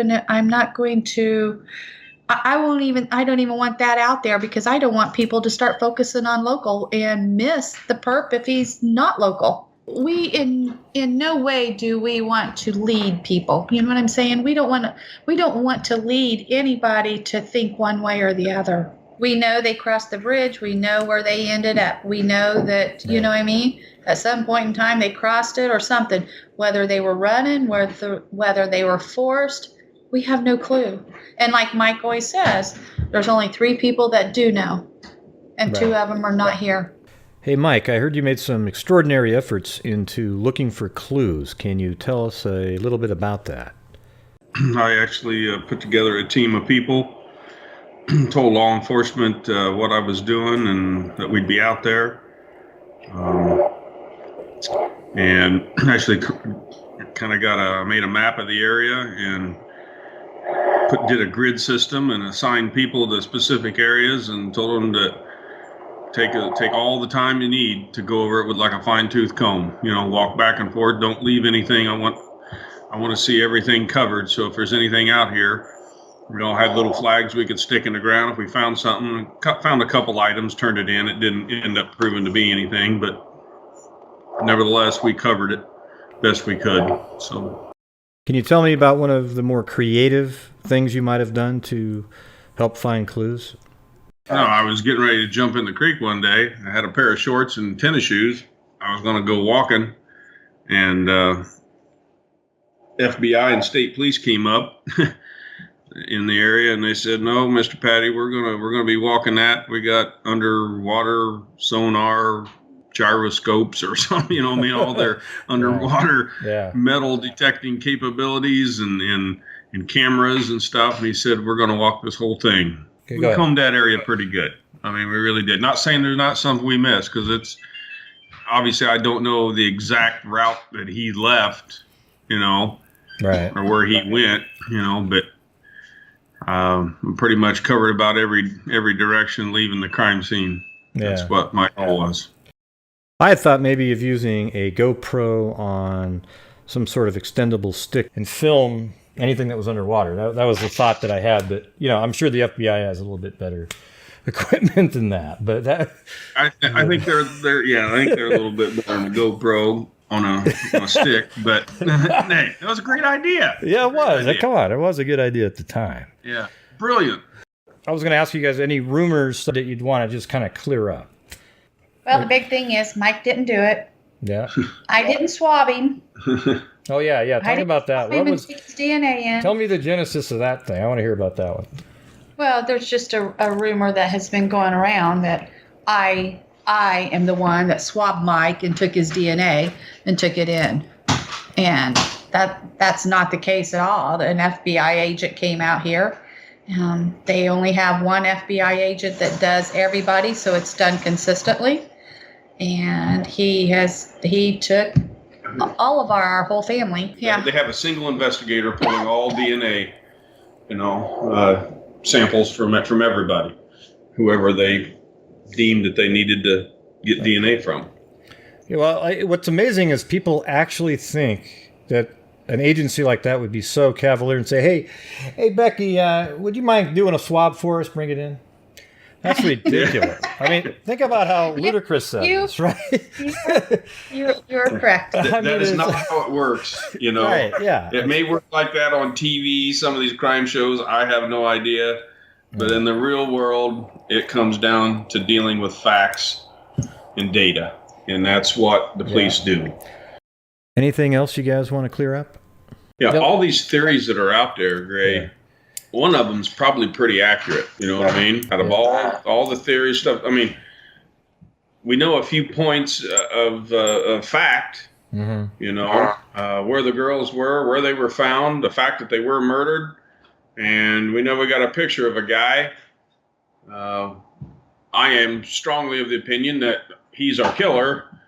Obviously, the police won't say that he's our killer until they have factual proof. They deal with facts and data. That's why they say he's their suspect, you know. I use the common sense approach and say, okay, if that was whoever it was, if he didn't have nothing to do with it, I think I'd come clear my name pretty quick. You know what I mean? All right. This hasn't stepped forward. It's an admission of guilt by omission, you know. That's my opinion. But, and again, I don't get on there and try to sway people's opinion. I mean, I really wish they wouldn't. For me, it's hard for the family, for, you know, to hear that rhetoric going on, but it really doesn't bother me. It really doesn't. Well, and I also think that you've got all these groups, and people take screenshots, or people go from one group to another and say this or this. It's like a game of telephone. Well, by the time they go from this group to this group and repeat something here, they leave something out, and it goes to something else and something else. Well, by the time you get to the fifth group or so, it's a totally different. That's it's exactly a totally different story. We've all heard that they didn't have school that day. Could you explain a little bit about that for us? Yes, it was a. We have what they call built-in snow makeup days. And since it's snow days built into our schedule, but because the winter was such a mild winter, we didn't need those snow makeup days. So they make a call at the beginning of February. Okay, we didn't use those, so we've been to school more than what we had anticipated. So these are the days you get off. So we had two of them, 2 snow makeup days. They were out of school Friday and they were out of school Monday. Now, Friday, Libby spent the whole day with me. She went with me to do inspections. And then we went and she got a new pair of shoes. She got her a green pair of Converse. And then when she went back to school, she was going to start a shop class. And she was going to weld and stuff. And we had to get her some shoes that she could wear for welding. So when we went and got her other shoes, we got her some shoes that she could wear for welding. Mike had stopped and picked that very day, and picked her up a patriotic welding face mask. She had spent that day with me. And then I took her to Terrace because they went to... her and another friend went to the basketball game, and then they all went to Terrace afterwards, and they all went to a late movie. And then Saturday, she went and spent the night with another friend, and then came home Sunday morning. She called Kelsey Sunday morning, and Kelsey went and picked her up. And then Anna came and picked Libby up, and they went to the park to practice softball. So Anna had them in the afternoon on Sunday, and then she dropped them both off here that evening. How's it been to work with law enforcement? I think we've worked very well with them. We try to help them in any way we can, and they've tried to help us by going with us when we go on the shows and stuff. We understand that there's things that they can't tell us, but we do believe that there's several of those officers that's on this case that are taking this very personally. So I know they're working extra hard on it. There's a dedicated team, both from FBI, still the Indiana State Police, the Carroll County Police, and of course the Delphi are involved as well, the police department. I don't know if Delphi actually has dedicated people on it, but the other agencies definitely do, and I know Delphi's there to support. But they still have help from all over the state or even out of state. Whenever they get a tip or a lead and they need to pull some information in from a guy in Oregon, you know, who has a goatee? The guy in Oregon? Yeah. Oh, jeez. Guy who has a goatee, has a little microphone hanging in his house. Yeah, that guy. They come check you out. He's the local, you know. Yeah, I'm glad so they tap all those people. You know what I mean? All those are resources. Yeah. I'm just glad I didn't have that other kind of hat with the flaps or whatever on the side. But maybe they'll say, look at the earmuffs. That could be the, you know. Here it comes. Here it comes. Any last things that either of you want to clear up? I want to put it out there about it goes around. There's a select few that say that our stories have changed several times, that they can't really figure out a good timeline because our stories have changed several times. I would like to know, when did my story ever change more than a few minutes? Now, it may have changed a few minutes because we looked at phone records later on, or as we find out something from somebody else. Because like Kelsey, she didn't even talk at first. She didn't discuss the case until about the time we went on Dr. Phil. So when she started talking, there's a few things that we learned that we didn't know from that day of when Libby talked to her. So as with any investigation, as we have found out things, we may have been able to add to. But I'm here to say that our basic timeline has always been the same from the very beginning. There was a radio show that an officer in the very beginning also said that the girls were dropped off at 1 o'clock by their father. Right. Yeah. So there's been stuff that the media in the beginning, it wasn't any of us talking. And there again, that telephone thing, somebody told somebody, somebody told somebody, and they had the wrong information, and yep, they put it out there. So then when we come out and say, well, this is what happened, then we're lying because they had already heard it. Doesn't matter who they heard it from. They don't check to see who said that it really wasn't family. And of course, their side is, well, why would law enforcement say that it was 1 o'clock if it wasn't?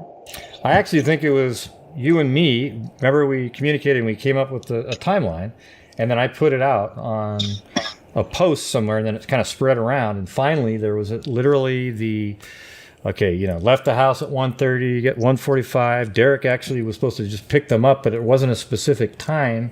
Remember, it was Derek dropped them off, and he was supposed to pick them up at 5. That's what everybody was saying. Yeah. It's like, really, wow, that's absolutely not even accurate at all.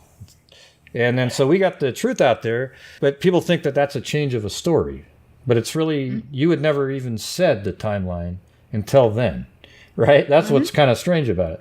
The timeline had never been out there until we actually sat there and put together the whole thing. And you said, okay, yeah, it was actually Kelsey that dropped them off around 1:45. Now it's probably more like 1:38. And then when they're playing around out there, they're walking.